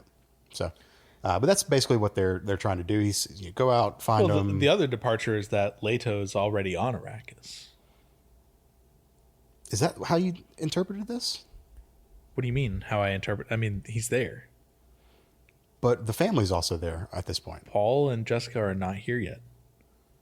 Really? Did I misinterpret this? Yes. Oh, wow. Okay. I interpreted this as that the family was already there. Like, I know we got the scenes on the highlighter, but I thought Leto was on the highlighter with them. No, that was the whole thing, was that Paul and Jessica were on the highliner together, but Leto was already on Arrakis. Ah, okay. Got it. Yeah.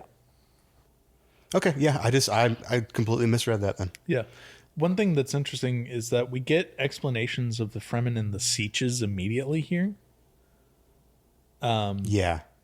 Well, they're pretty loose with all this exposition. Sure. and that is like one of the bigger criticisms I think I would have of the sci-fi miniseries is that there's not a lot to really like discover. Mm-hmm.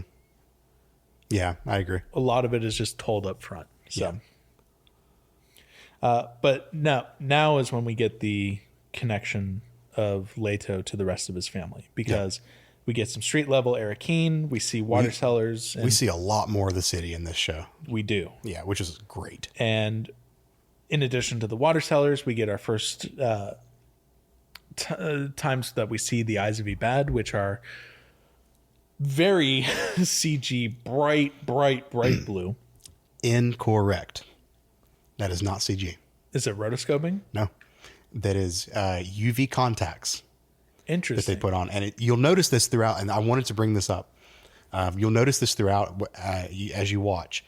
There are some times where a Fremen is talking that you just get to see like random blue hues. Actually, you know what? No. There's one specific scene where it's Paul and the servant in his room. Liet Kynes in the garden, and you see it on their faces. Because they're wearing these UV contacts, and there's someone off camera shining a UV light. Okay.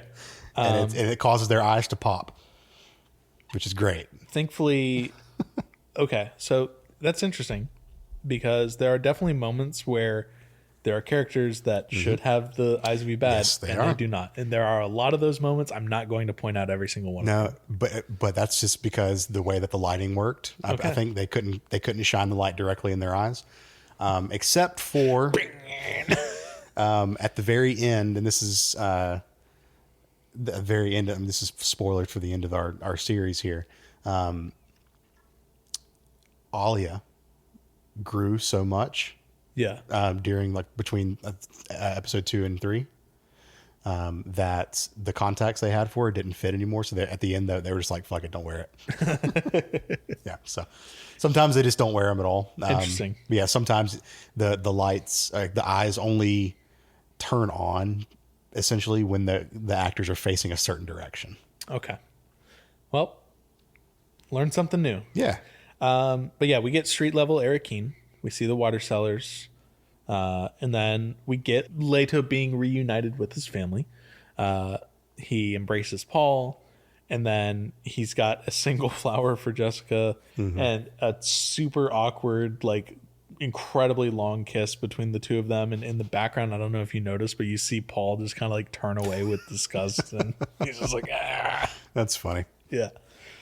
And then we get Yue showing Paul the demeaning custom of just dropping water on the floor. God. And like throwing a towel on it. Good on Jessica for cutting this shit out. Yeah, immediately. She's just like, Yeah. We're not having any of this shit. We're not rushing to save the squeezings. Yeah. Which I hated every time they said that. Yeah. Paul hears some discussion of Duncan Idaho's name, and we get him all bright-eyed and bushy-tailed for his boyfriend. Right. He's not there. Jessica turns to do her interior decorating duties. Yep. Speaks some Chicopsa. Yeah. It was not called out. It's not called out as Chicopsa, sure. Just like native tongue here. But the old tongue, yeah, or the ancient tongues. And then shout out Mapes. Shout out Mapes. Shout out. Played by Yaroslava Siktenkova. Good job. I don't know if it's right, but it sounded good. Siktankova. Siktenkova. Yeah. Pops in, scolds the workers for not speaking in the lady's tongue. And this is our first major notable goof of no eyes and then suddenly eyes. Yeah. Lots of miladies getting thrown around here. Dude, I could feel my fedora just constantly. I had to raise and lower my fedora so many times I was taking notes.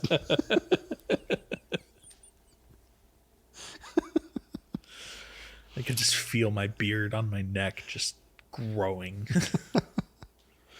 I think Shout Out Mapes is wonderful in this series. Yeah. She does a very good job. A lot more screen presence than the Villeneuve. A lot less screaming than Villeneuve as well. True. No, it's really good. Really good portrayal of the character here. And after this scene, we get the Arboretum. We do. Oh, so happy to see the Arboretum. You want to talk about the Arboretum, Zach? Let's talk about the Arboretum. Okay. But did you want to do it, or you want me to do it? Yeah, so it is described as a chapel to the memories of what was left behind when they came here, the off-worlders that built it many years ago. Jessica points out that the amount of water could sustain 1,000 people per year for every month of water that was being used for the Arboretum. Right. Interestingly, they go right into Jessica's role as bound concubine and not wife to Leto. Yeah. And that she's not noble-born because shout out, she calls her highborn at one point. Calls her highborn or noble-born or something like that. Shout out learns that Jessica knows the ancient tongues, even though she just listened to Jessica speak to Fremen in their native language minutes before. But she knows that Jessica knows that shout out means well dipper. Mm-hmm. The people are told that the garden belongs to them now, and that as long as their Atreides are there, it'll be kept in their trust. Right. This isn't our last time in the Arboretum. We'll have more explanation of how the water is collected and sustained there later on. And it plays a pretty important part in the story that we do not get in Lynch or Villeneuve, I believe. The closest thing that we get to the Arboretum in Villeneuve are the 12 trees. Well, I'm thinking specifically for Jessica's story. It plays a pretty big part. Oh, yeah. No. Yeah. Jessica's story is completely ignored Yeah. in the Arboretum. All right, so we Once again, I wish that fucking we would get an extended of Denise. no, never will. I know. Fucking goddamn. So we cut from here to the meeting of the minds in. Oh, you missed one very important thing. Oh, what I? You missed the part where Jessica goes outside and completely scolds the water seller for taking money for water. Oh, that's how did I miss that? Dang. Okay, Zach, man, it's fine. We haven't done a podcast in I'm 3 rusty. months. I'm rusty. All right. Yes, she's breaking customs. She is, get that shit out of here. Anyone who wants one cup for free can have it after every meal. Yeah. So good on her. And we get our first use of the word Mahdi. That's right. Yeah. That's what you say. Except here it's Mahdi. Mati. She's like Mom Dami in New York, just getting in there, making changes immediately. Better changes for the people. Yes. Congratulations, New York City. Yes. From here, this is where we cut to the meeting. They're talking about the finances. We get the 10 million Solari a month or a year or whatever it was. Billion? 10 billion? Yes. Okay.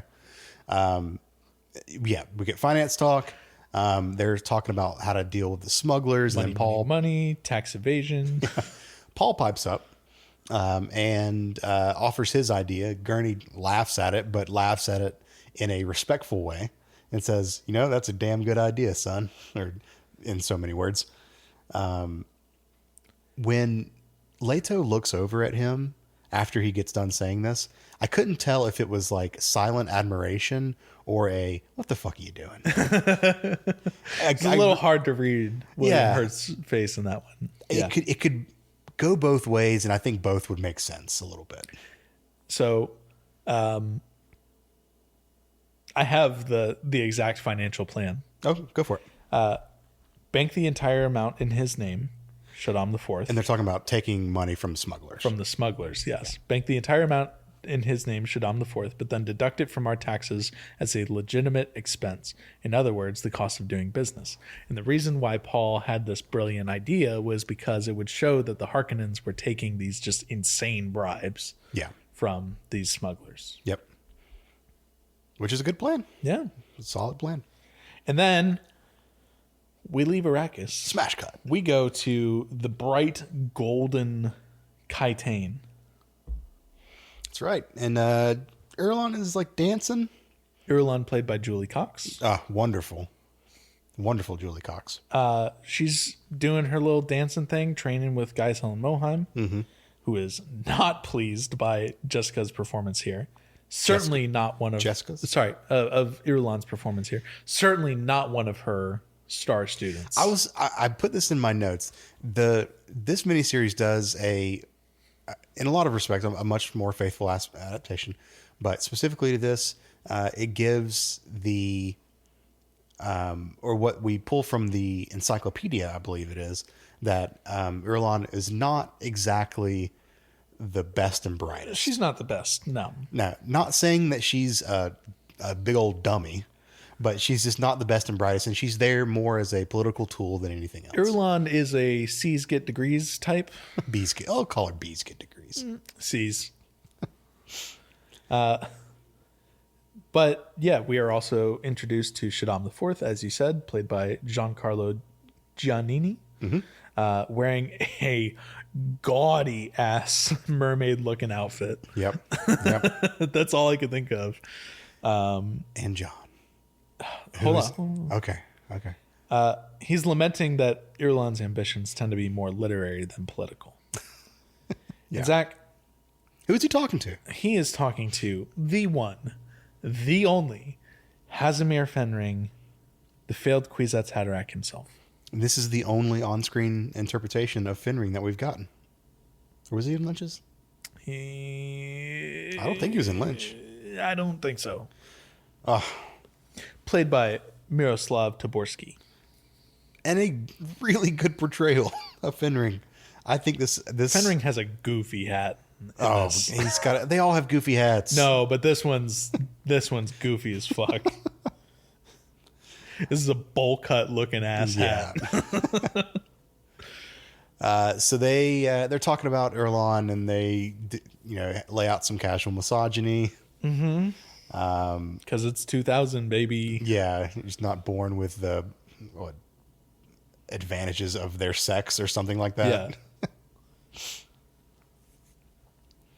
Yeah. And they continue to talk a little bit more about breeding and how it's a damn shame that they're not going to get to have Erlon and Paul hook up. Well, yeah. They're beginning to sow the seeds of that union because they want someone with a suitably pliable personality. Right. And then Shaddam says that he wants to send a token of Carino love so Leto thinks fondly of him. Yep. It's all just like dripping with disdain. Yeah. The whole conversation, even though they're saying like on balance, like good things about them, it's just dripping with disdain. Yeah. I mean, Hazimir Fenring and Shaddam know that the ultimate goal is to get rid of Leto and the Atreides. Before we leave, though, I want to talk about the goofy ass Sardaukar in the background with their Mardi Gras looking ass masks and like giant cone helmets, and then they have these flags on their shoulders that look like the little flags that you see surveyors putting into your front yard or whatever, right? Because they're identifying where gas lines are and shit. We cut back to Arrakis. Leto lays out the game to Paul. He knows that everyone's in danger. Yep. He knows that this is a death sentence, and he knows that what they're doing is trying to make everyone go after each other because there's weirdness that's going to happen, and the only way that House Atreides can fall is from crumbling from the inside out. Yep. First way to avoid a trap is to see the trap. Yep. We then have even sitting at home alone watching this, I felt so awkward and weird, but naked in bed, Leto and Jessica having a conversation about how Leto would just give up everything and go to the far edge of the universe if it meant that he, Jessica, and Paul could be safe. And then they start making out. Really awkward TV like make out too, and it's just like this isn't. We don't need this, but no, that's fine. Whatever. Then Jessica wakes up a little bit later in the night and is big ass green moon in the sky, bathed in this like neon green moonlight. So cool. It's very, very funny. And she's looking out the window and she sees a little light signal coming from the shield wall. Sees a laser pointer going out from the shield wall. The properly portrayed shield wall, mind you. Yes. And she knows something's up. And then we hard cut to Duncan and some Fremen on the cliffside. Yeah, and they see the other side. Yeah, they see the white light coming from the palace, and they're like, "What the fuck?" Yep. Duncan goes to like rush in to try and get to the palace and notify Leto, but he is informed that the Fremen are already on it, and that there are trustworthy people in Arrakeen to portray that message further down. Right. And I love that the little exchange. Are they trustworthy? They're Fremen. Yeah. We get the conversation. So after this, and dear listener, we are trying to book it through this episode a little bit. We are, so we're moving right along. After this, we get the conversation between Jessica and Yue about his wife, which is absent from Villeneuve's movie. Well, we catch Yue, in the morning, just sitting by the window, pondering outside. Right. Not suspicious at all. No. Yeah, and then Jessica asks him about his wife, and he gives us the quick background on her. The rundown on Wana. Yeah. And I guess I should say, like, we're not even like hurrying up the pace too much because the show is bouncing around a lot. The show does this. Yeah. I mean, this feels like frantic. It's not just because we're trying to save on time. The show is bouncing around from scene to scene to scene like this. The show is a lot of 90-second scenes. Yeah. Just stuck together. And all of them are different sets. Yeah. But you got to remember, too, like, it's shot for TV, like, that they're just, like, cutting it all together and everything. Right. So next one is introduction of Kynes. Dr. Liet Kynes. We see Ornithopter. Dr. Kynes. Sorry. Yeah, there's Liet, who was mentioned earlier. Yep, as the And then- Fremen like leader or whatever. Yep, and now we have Dr. Kynes. Yes, they keep the two people separate for now. They do, which is what they do in the book, which is not what they do in Villeneuve's or Lynch's, if I remember correctly. I don't even think they touch on that On the the Liet Liet. Kynes Yeah. like dynamic thing. Unfortunately, these still suits that we see in this scene are not processing urine and feces in the thigh pads, which That we know of. that we know of. Zach, can we talk about the still suits for a second? These are the worst costumes in the show. These look like someone just went out and bought camo tarps Yeah. and just stuck them together. How are they both ill-fitting and tight at the same time? They're just like, you can see every piece of junk on these men. If there is one thing that the Lynch films did perfectly, it is the still suit. Still suits were good in Lynch. The still suits were The better. still suits for Lynch were the like inspiration clearly for the still suits for Denise. Of course, yeah. Yeah. The still suits here are just like if Goofy someone as took like a morph suit, like one of those like the Green Man suits Yeah, or whatever, and I had just like hot glued some tube to them. It's really not good, and the helmets are no better. The face hoods. mask for these ones are God. We praise the costume design, and 99% of the costumes in this show are awesome. This is the 1%. This is the 1% that sucks. Yeah. But yeah, we see some ornithopters.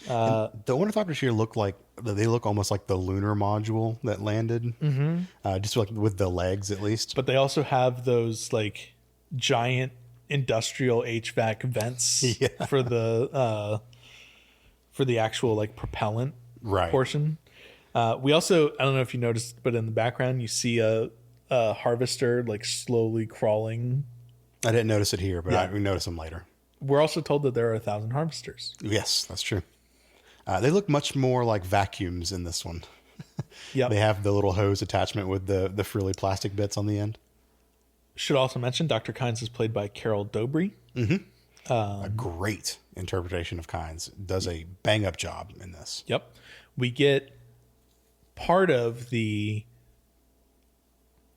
still suit just felt natural to put it on this way. This is my first time wearing it kind of thing, but Kynes doesn't make any acknowledgement of it. Kynes does have a moment of like kind of caught off guard by it, but there's no muttering in Chekhov's he will know your ways as if he was born into him kind of thing that we had with Denis. Right. And then we get some interesting CG sequences of the ornithopters flying out over the desert. We get the conversation about worm sign and the way that William Hurt says worm sign. Kynes looks so annoyed with Paul in this. Kynes looks so annoyed by all of this. He's just like, he's fucking out. Off-worlders coming in, trying to mess shit up. Yeah. He is not happy. But they're going out to the ornithopter. They're doing the whole desert scene. Interesting creative choice where the spice is green here. It looks almost like algae. Greenish. Yeah. Yeah. It just looks like algae growing on the sand, basically. And the harvesters, like I said, look like a big vacuum just sucking it all up. I like the cinnamon color that it is in Denis and Lynch. It makes more sense in the desert environment that way. Yeah. Then we get rough CG Yes. of the ornithopters approaching the harvester, as we've had the sequence where worm sign has been discovered, the carryall is nowhere near, we need to go down and save the workers, damn the spice, yada yada yada. This is some rough CGI. It is. And we can always excuse it as early 2000s, man. Early 2000s. Yeah. That's all it is. Interestingly enough, throughout all this, like, we're on the ground. Gurney and Paul are ditching whatever they can from the ornithopters to make space for other people. The worm is approaching. They're rushing workers off to where they need to go. But we see some of the workers run off towards the worm. Yeah. And as the worm is approaching, it's not Paul that is stuck waiting for the worm, but it's Liette who's waiting for the worm this time. Dr. Kynes. Dr. Kynes to Paul and all of them. Yeah. Let's talk about the worm, man. The worm looks good. The worm is very interesting. Like the way that they interpreted the mouth, where it looks a lot more dangerous. The teeth are massive. Teeth are massive. It looks a lot more dangerous than Lynch's. It looks more menacing, I'll say, than Villeneuve's. Villeneuve's is more of just like a giant vacuous maw. Yeah. Whereas this is a hairy anus, but yeah. Whereas like this is something that will actively hunt and kill you. I like that this worm is also kind of segmented. Yeah, we see it like going back under the sand after it tries to chase the ornithopters back up into the air. And you can see that each of the segments kind of like overlapping each other like you would scales on any other, lizard or whatever. Honestly, I mean, it looks a lot. I know I'm getting the inspiration backwards here, but it looks like the Tremors worms a lot. Yeah. I mean, I know Tremors was inspired from Dune, not the other way around, but it takes a lot. But it this takes would a have lot come more. out after Tremors did. Yeah. So it's they're sharing inspirations, I guess. But yeah, it looks like the Tremors worms. Time is a circle. Time is a flat circle. Yep, in the caravan. So they escape narrowly. We get the computer saying, "Too heavy, too heavy, too heavy," a lot as they're trying to lift. There is one moment of CG that I do want to talk about before we leave this, and it's when the worm is like right there at the carryall. I don't know if you noticed this, but there are just two CG bodies just kind of standing with their arms, not fully T-posed. Oh yeah, but they're just standing there. I didn't notice that. No, it's so fucking goofy looking. Oh, this show. All right, so we leave the desert. We're back in the city in their little caravan, going back home. Yep. This is where we get the desert power talk from Leto. And outside, people are mouthing Mahdi to Paul. I don't think we hear it here. We just get to read their lips a little bit. We do. Okay. A little bit. Because later on, I mean, I'm jumping ahead a little bit, but later on, Leto He asked about it. asks, what is Mahdi? Yeah, that's fair. But we go back to Gady Prime. It's the first time we see the outside of Gady Prime in this interpretation. It's very spiky. Very spiky still looking. very industrial. Sure. Still very, this is a toxic planet. But with color. It is not in a black sun of infrared light only. It's very red. Yeah. We watch Fade and his boys train And there's wrestling time. while Rabin wants to strike immediately, and Vladimir has Piter explain again to Rabin why they have to wait. Holding a different piece of technology. Yeah. Piter's holding a different piece of technology today. He wants Leto to become popular, secure, and confident. Confidence breeds distraction, which is when he becomes most vulnerable. And as this conversation is happening between Vladimir, Piter, and Rabin, we are watching Fade fight a prisoner.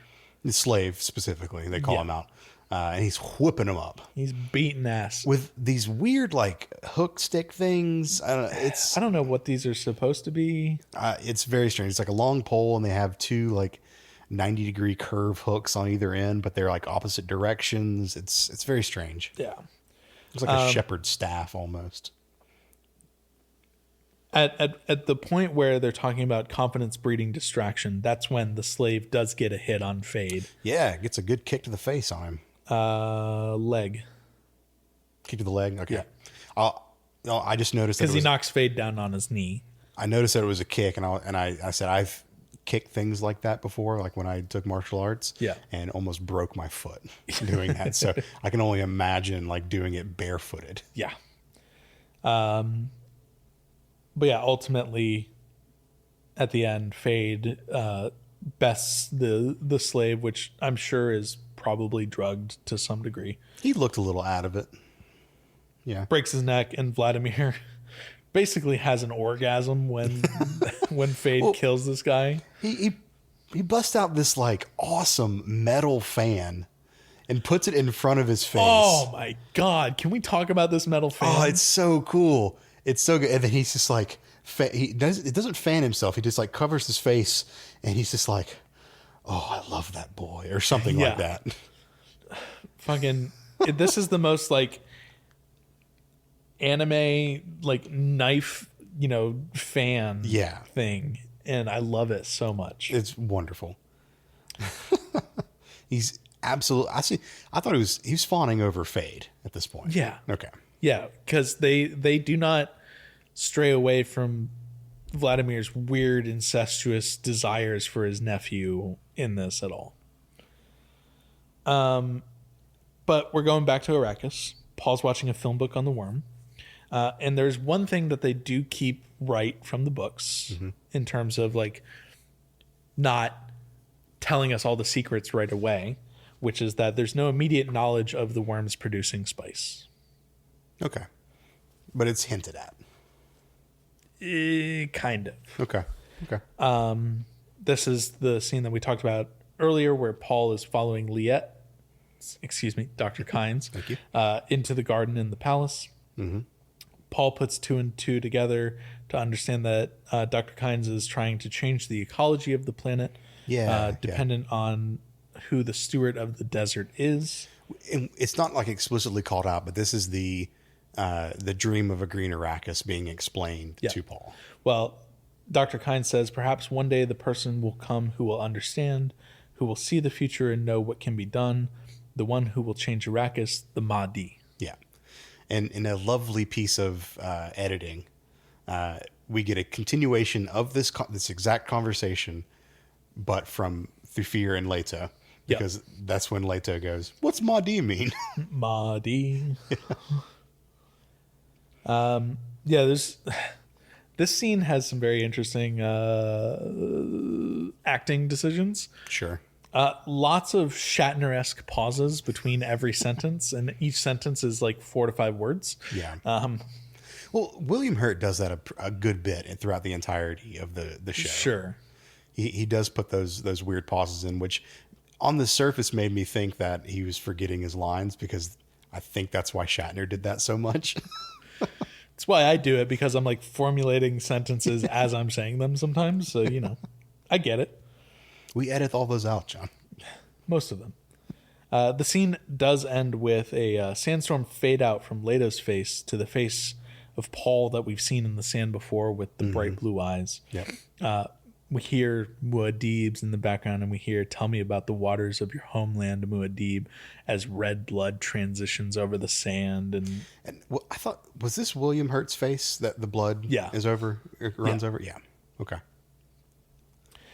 Paul wakens to a startle as a Fremen housemate's just standing over him, watching him sleep, which I think is really interesting.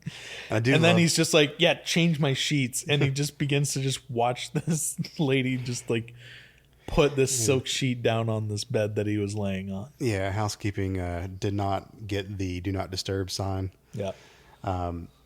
I don't think we talked about the attendants like headdress thing that they're wearing. They also have hats. Very, very much in the style of Villeneuve's Irulan. It's like where it's like a whole head covering, but just the face is cut out. It reminds me of like nurses from 1920. Sure. I was going to say a nun's habit. That too. Yeah. That's probably more of where the inspiration comes from now. Probably, but they have this like very hastily embroidered Atreides eagle on the left chest side. Definitely just was given a patch, and they're just like put on. Right. So as she's doing her attendant duties, we get the hunter seeker enters the room. We do. I like this hunter seeker. It's the giant sperm. It's hunter very seeker. much a sperm. Yes. Yeah. The metal sperm hunter seeker. Yeah, it's good. It's a good interpretation of it. same beats as all the other stories. It only looks for movement, so they stay very still. Except she's like trembling in front of it. Yeah, well, I guess their definition of movement's pretty liberal. Sure. It turns his attention to Paul, and it's like it starts to extend the needle out from the face of it, I guess. And it's like real close to his eye. I hate eye trauma, so I'm glad it didn't go any further than this. But shout out Mapes enters the room. Shout out. And it starts to go towards her. Paul grabs it out of midair and just slams it against the column. Well, he grabs it for a second and he's just like panic holding it in his hand, and then he just like turns and does a very Star Trek like slam it into the column kind of thing. Right. And then is, for inexplicable reasons, pissed off at Shout Out Mapes. Yeah. He's like, you could have been killed. You're lucky to be alive. Yeah. And I'm just like, what the fuck did she do? She de-escalates She didn't know. immediately, though. She's like, oh, was I in its intended target? Yeah. And then he goes, I'm just saying. He's like, yeah, whatever. I'm just saying, like, you're lucky. Yeah. We get a cut to a hole in the wall where the Harkonnen spy was entombed, and this one he's still alive. Yeah. He did not die. Yeah. Yet. And he's, like we cut to him like trying to escape. Thufir and the boys are running him down. Right. And he shoots some people, and he goes, and he's about to make his way outside the door when a knife in a hand from an unseen body just comes in and slashes him across the throat. It's a very Scooby-Doo moment. Yeah. Right here. Gurney Halleck delivers the killing blow. Right. And, flashing forward a little bit, this moment is somehow causes some suspicion. Suspicion of Gurney Halleck because they Gurney know that would have known that the spy would be more valuable alive, and right, which is a stretch, but I get I get how this show is trying to show like that the suspicion within the Atreides camp is growing. Yeah. And this one situation isn't helping. Right. We do get the conversation where Leto calls for the burning of the body, with the exception of the hands, to fill the hands with spice and send them back to Gady Prime. And this opens us up for another wonderful monologue. Yes. For me and McNeese, the Baron. Basically, they're going to have to accelerate their timeline because Raban was impulsive and tried to take him out. So now they're going to have to get on the ball. Piter is still fidgeting with technology, a different piece this time. Yep. Raban's penance for all of this is that they will take spice out of his direct reserves and offer it as upfront payment to the Spacing Guild to finalize the negotiations for movement. Right. But then also that the Spacing Guild will get a larger cut of profits. Exactly. Yep. I don't have the exact rhyme written down, but this scene does again end with a nice little Shakespearean rhyming line. rhyme. Yeah. Yep. It's great. And Fate gives Raban a little smirk as he's leaving too. did you notice in the scene where Fade's triangle hit him in the back of the head as he gets up? Yeah. It's just not securely attached to him. And then we cut to a brand new scene. Never before seen scene. We get the dinner scene. We do. The fabled dinner scene amongst all the different industries of titans of industry on Arrakis. Yep. Which is a very important scene in the books to just illustrate how all the different areas of commerce work. We have non-Fremen stillsuit manufacturers. Yep. We have Inferior products. wildly inferior. Coming out of Carthag, I think. We have brothel keepers. A very high quality list of customers. We have water importers. Scum of the earth. Yep. Fuck those guys. We have smugglers, Yes. representatives of the Spacing Guild, of How course. could you miss those? Yep. And then Dr. Kynes is here. Yes. Yes, he is. He would not miss it. No. Paul just seems fucking annoyed by all of these glad-handers like at the dinner table. Yep. Just so pissed off. So much so that he gets in a couple of jabs of sarcasm. Zach, Yes. you missed one very important thing before this actual dinner. In between meeting all of the titans of industry. Yes, of course.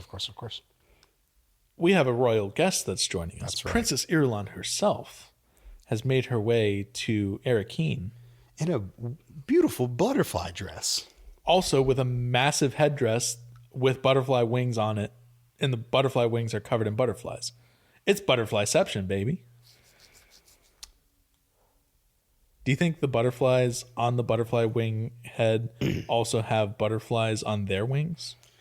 Reason would say yes. Yeah. Well, you're wrong because I looked at the video and they're sorry. just butterflies. So I read somewhere that these were real butterflies. I mean, there's some interview, I think, with Julie Cox, and they said that these were real butterflies. I don't know if I don't think they're alive. No, maybe at one point they were real butterflies. Yeah. I don't know if that's true or not, but that's hardcore if it is. It's crazy. Yeah. We also see some Sardaukar that are not in the completely goofy gear. No. Instead, these ones have these giant fucking like floppy hats that hang off the side of their head. They're like, but like chainmail and like bondage leather. It's not even chainmail. It's just woven material because we get a close up look at it later. Oh, is it just woven? It's just woven like a loose woven material. Woven material and like bondage leather like pieces that are over their shirts, and they're very like French. I was going to say Scottish because those hats look like big tam o'shanters. They do, yeah, yeah, and they're just outrageous, wonderfully outrageous costumes here. Oh God. But Paul storms off from the table after the Spacing Guild member is like making light fun of what's going on. Well, asking Dr. Kynes as well if the Fremen drink the blood of their enemies. Yeah, and this is where we get like and Dr. Kynes turns it back on him. He's like, we drink all of the water. Not just the blood, all of it. Yeah. And it's a good line here. Is like, what does a dead man need his water for? Yeah, which is great. So, it shuts up the guild representative pretty quickly. Mm-hmm. Paul runs off and he joins Gurney up on the balcony. Who is just fucking cranking on that balisette, dude. Yeah. He's playing, he's drinking, having a good old time. Careful, that spice spear will go right to your head. Yeah, it will. And then Gurney plays a song as Paul does a wonderful impersonation of the Baron. Announcing the transition to House Hog. It's very funny. And then Irulan shows up, ruins the party. Yeah, but it introduces a new dynamic. It does. There's some flirting going on. There's verbal sparring. There's verbal sparring, but at the same time, Paul is completely oblivious to the flirting part of it all. Yes. Am I Paul? I think so. We are both Paul. We are all Paul. There's also a bit where Irulan goes for the same spice beer, and Paul's like, careful.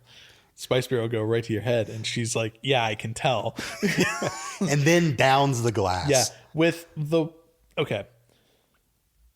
The sound effects for the water or for the beer sloshing around and the drinking Foley is so just like bad. Yeah.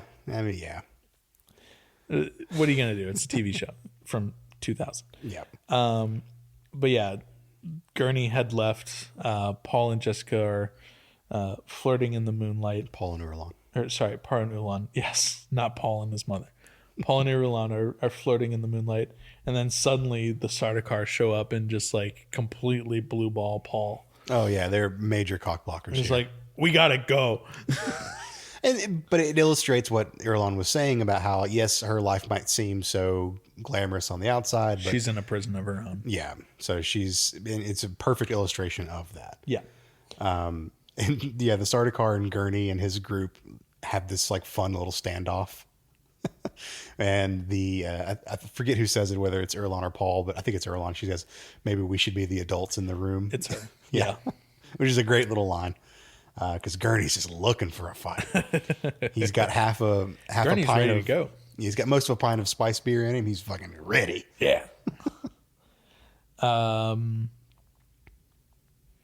Yeah, then we get a weird, departure of Irulan where she tells Paul that she hopes to see him again. Mm-hmm. The time that you're going to see him again is not going to be in a time that you were probably thinking of, but here we are. Yep. Then we hard cut to the desert and we see thousands of people in robes just kind of swaying side to side. Another dream sequence. Muad'Dib. And then we get our blood sand face. Mm-hmm. Is this a different face in the sand this time? No, it's the same one. It looked a little different to me. I could have just been not paying attention, but yeah, we have a dark silhouette standing over Paul's bed, but there's red lights everywhere, and it's Leto in a white garb, and he just disappears. Spice is starting to get to Paul. He dissolves into light. Yeah. Duncan's back at the palace. He is, and we get the introduction of Stilgar. We do. We get the whole conversation between Leto and Stilgar, where Leto is effectively like, "Look, I'm not that guy." And Stilgar's like, yeah, okay, buddy, whatever. Yeah. It's specifically called out that Duncan has dual allegiances here, which is something that Villeneuve did not dive into at all. Correct. Which I think it's important to know and to have that conversation. Well, this Duncan has dual allegiances. Sure. Yes, his body belongs to the Duke, but his water is to the tribe. Mm-hmm. We get the spit scene again, which is cool. This time it's Paul who accepts the water in the manner in which it was given. Yep. Duncan and Turok's water are traded. Mm-hmm. Turok's body stays with the Atreides. And then we get this weird hand gesture thing. Yeah, that's Stilgar fun. Leaves. They have to put their own personal spin. And we see Leto like try and copy it. Nowhere near as which is it's not even that hard of a hand gesture. No. He could probably pick it up with one example. Yeah. Duncan and Leto say goodbye to each other for the last time. That's right. And Leto knows this because Duncan now belongs to the tribe. Yep. Fade to nighttime, Zach. Ships are fast approaching. They are. Inside, we hear a thud as Jessica is walking along the palace. Gurney is following, suspicious of her. Everyone's suspicious of everyone. Somewhere else in the palace, we see Leto walking, and he comes across a wounded Shout-Out Mapes. That's right. Shout out. And the attack officially begins. She warns him that the shields, or she just says shields. A traitor stabbed her. Yep. A guard is dead. Shields. Yep. And we get explosions, and Leto rushes to a window to look out and see what's going on. He gets attacked with a dart and goes down. We don't see the dart. We just see Leto reach for the back of his neck. We hear a yeah, kind of thing. And it's the most dramatic, like, take 50 years to fall down and go, ah! Yeah. And Yue's there, and we get the whole monologue about his wife and how he had to do it. And the tooth. Remember the tooth. I want to draw special attention to what we see next here. Okay. The Harkonnen soldiers looking like straight up samurai. I love it. It's great. It's really cool. It's Lays Gun City. Everyone's shooting each other. No one has knives except for Gurney Halleck. And the one guy that he 1v1s. And after he turns him around and stabs him in the back, Gurney looks at the back of his neck. And what do we see? But it's a V tattoo. Yeah. Sardaukar in Harkonnen outfits. This is the proper representation. Yes, it is. Get this wonderful line reading from Thufir Hawat. Where he's looking for Paul and the Duke. Yeah, and some unnamed person's like, they weren't in their rooms. We can't find them. And he just looks slightly above the camera and goes, bastards! And then the big explosion happens. It's so funny. Vladimir instructs the guards that there are to be no prisoners. He tells Piter to remove the starter car so there's no trace of their involvement. Yep. And we are now in the scene that Was filmed but cut from Villeneuve's. Where Piter de Vries gets to be really weird about Jessica. Very handsy with Jessica here, groping her in a very uncomfortable way. Yeah. And Vladimir's just like, look at this pretty lady. Yeah. Because he doesn't know it's his daughter, but, you know. Sure. He's not going to kill her, though, because he has to remain blood-free and ignorant. If he's brought before the Emperor's truthsayer, he can just say, I don't know what happened. I think he says, I don't know. And he's so gay about it the whole time. And I love that for him. It's great. Piter gives the command to drop him in the desert. Yue confronts the Baron, trying to get his part of the deal, yada yada. This is going exactly as the book is paced. He gets his part of the deal where he gets to join Wana. Mm-hmm. Just not in life. Yeah.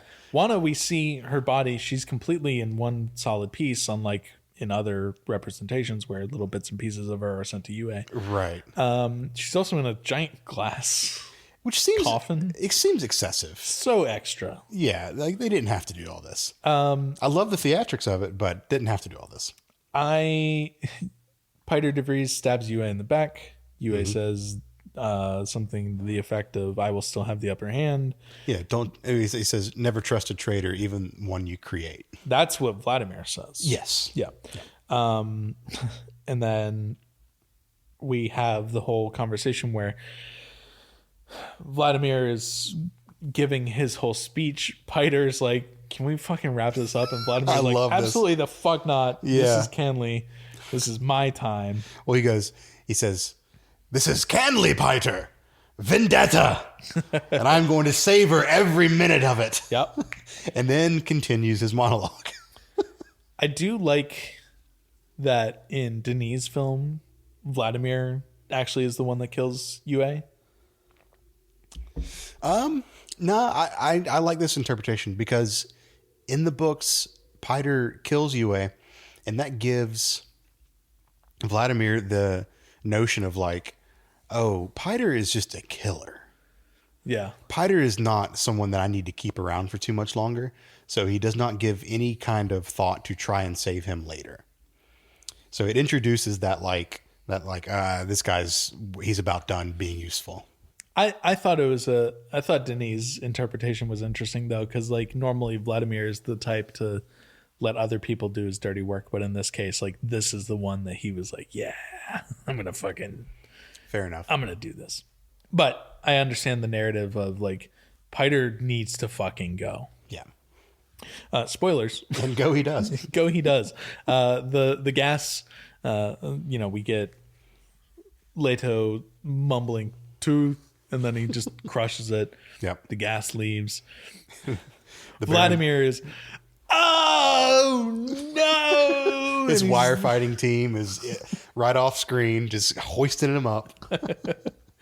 And there is no, he barely survived. He is very alive. And this moment is him speaking directly to the audience. Oh, the turn that he does. So he's overlooking the scene where everyone around Leto just drops dead immediately. Yeah. And he's like floating up near the ceiling. We see his back, and then he just turns directly to the camera, again, looking straight down the barrel of the lens. And I actually did write down the rhyme this time. Go for it. He said, he looks at us, the audience, and says, "Need you more proof of what heaven's choice is? Atreides is dead. Harkonnen lives." It's so good. Theater. He gives a maniacal laugh as we fade out. Yeah. It's so fucking good. Paul and Jessica are just out in the sands. Yeah. We don't get any of the Paul using the voice to No, and it's important. I think more importantly, we don't get the UA backpack. Yeah. So that's we'll get UA's courier delivery later. Sure, but we don't get the tent and like the what is it, the Frim kit that he leaves them, which I thought was an interesting choice.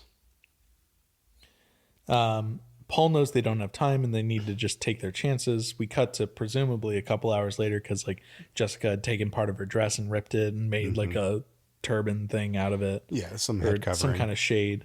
Yep. And we see an ornithopter flying. Paul and Jessica can't take any chances, so they just are booking it, and they're booking it in front of a green screen, and it's green screen running, baby. Well, here's what's fun. It wasn't a green screen. No? Was it a projection behind? No, it's even better. So there was a term for this that I've lost in my notes, but it was something that they did very special for this miniseries. It's basically like a lo-fi version of what's that? The green screen, like 360 green screen, that the stuff that they use now. The volume. It's like a low tech version of that, where they have backdrops, like printed on cloth backdrops, done in almost 360 degree. Interesting. And so they're filming that so the camera can move around freely and still get the scene, what they're doing. Sure. And they change them out throughout the production of the series, depending on where they're like what they want to portray. So it's very much a practical, I'll put practical in quotes, but a practical effect here. Sure. Very cool. We get more shitty CGI of the ornithopter landing. It's Duncan, Idaho, and Dr. Kynes, which is interesting that they're together in this one, but yeah, we're moving the story along. Yeah, and I mean we get Duncan and Kynes in Villeneuve as they're going to the ecology station. Not, okay, yeah. Yeah, so there's no, that is true. Yep. Okay. We're in like the last 5 minutes of this episode, and they cram so much shit into this last 5 minutes. So they take Paul and Jessica away. We cut to another view of the still suit. It's interesting. We'll not speak of it anymore.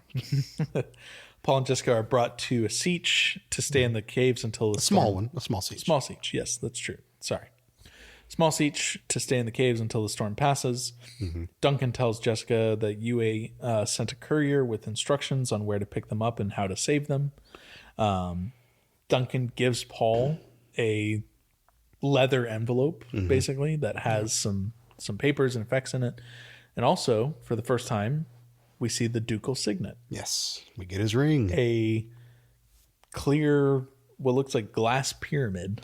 Yeah, it's very interesting here. It's very just not fancy at all, which... It's fancy to them, I guess. Jessica sees this and immediately begins to break down. Yeah. Kynes informs the group that the Harkonnens are in the area, and Paul has the realization that Kynes and Liette are the same person because he hears someone say Liette. Yep. Kynes says that he prefers the name guide to leader of the Fremen, and Liette assumes his safety as a prisoner of Paul Atreides. He will say that Paul had captured him, and which is straight from the book. That's exactly what his strategy is in the books. There are animal sounds, which mean that the Harkonnens are here. Yep. Duncan takes them to an ornithopter, but says that he must remain with the Fremen as he has promised his Duke. Yep. Paul and Jessica take off, and immediately as they take off, we watch a missile just land right on fucking Duncan's face. So rest in peace, Duncan, Idaho, #1. We'll never see you again. Yeah. It hits Duncan head on, applied directly to the forehead. Head on, applied directly to the forehead. Now, these ships that the Harkonnens are flying in this is another one of those, this is directly inspiring Battlestar Galactica. These look so much like the Cylon ships. These are not other ornithopters. These are... No, they're not. They're almost like, we don't see them for very long, but they just have such a look of the Cylon ships from BSG. It is just almost like picked out of this show, placed into that other universe. Maybe. It could be, yeah, honestly. We can reuse this. Yeah, so Paul and Jessica fly into the storm. We get the litany against fear is said again. And this isn't the first time. The litany was said during the box yeah. sequence and everything like that. So And at that point, I don't think we mentioned this, but Moheim calls it a prayer there when he says it at the beginning. Yeah. Which I don't think it's ever referred to in other adaptations as a prayer. Yeah. Yeah, so they're doing that. They're flying into the storm, and then Irulan comes back with voiceover, tells us about a story of a star exploding. There's a legend that the night House Atreides lost Arrakis, a star exploded in the skies above their homeland on Caladan, but the saga of Dune was far from over. Which is a weird non sequitur. That's a clunky line of dialogue. Devil's advocate. Okay. This is told through Irulan's histories and her recountings of Muad'Dib. Yeah, no, I know that, but even if I were to read that in a history book, I'd be like, that's a weird sentence. It's not properly phrased. Okay, yeah, fine. Yeah, I'm not saying I'm not arguing against the content of it. I'm just saying it's a weird phrase. Cut to credits. Yeah, and that's it. That's where part 1 ends. So 90-ish minutes of Dune. About 96. Yeah, Yeah. 90-ish. Zach, it's been a while. Are we going to rate each of these individually? Yeah. All right. What do you? How many Shai Haluds? How many 2000s shitty CGI Shai Haluds with giant teeth are you going to give this one? 7.5, man. This is good. I said 7 in my notes. Yeah. This is good. I love this interpretation. I love this rendition of the show. We have a lot more to cover, so it'll go up and down. But as a start, they hit all the points that I would want to see out of a Dune adaptation for TV. I think of all of the parts of all of the sci-fi miniseries of Dune, both of Dune and Children, which also includes Messiah, this part 1 is probably the weakest. Oh. Okay. I know it gets real good towards children in children. I know it gets really good. Yeah. Gets really good in Children. It also gets really good once we have moved into the second book in right. Dune. And if it wasn't apparent, each of these episodes is following the 3 books in the Dune book. Yeah. This one is titled Dune. Yeah. Yeah. So, yeah, I had 7 in my notes. Okay. So good. Well, that'll do it for this. Long episode. Thank you for sticking with us for all of this. Oh, it's great. We are encroaching 3 hours of record time. This is going to be a bitch to edit. All right. Well, it's good to be back. We are super excited to go through this mini series, and as always, we will see y'all out there. Yeah. Before we go, rate and review. Rate and review, all that fun stuff. We'll be back with a guest next time. We have guests lined up for all of our remaining episodes on the Sci-Fi miniseries. Y'all know him. Y'all love him. Our friend David from the Lorehounds will be joining us to talk about the second book in Dune. Yes. So definitely feel free to subscribe and make sure that you have updates for when that episode comes out. Yep. We'll see you whenever that happens. Well, let's give a little more specifics than that. It'll be at the end of the month. Yeah, so it's not to pull the curtain back on this too much, but we're recording mid-January right now. We'll probably release this towards the end of the month, January, maybe beginning of February, and we'll be on a monthly cadence after that. So you can expect one stupid long episode per month for the next, I guess, 6 months. We are not doing this minute by minute. Fuck that. All right, y'all. We'll see you out there. See y'all later.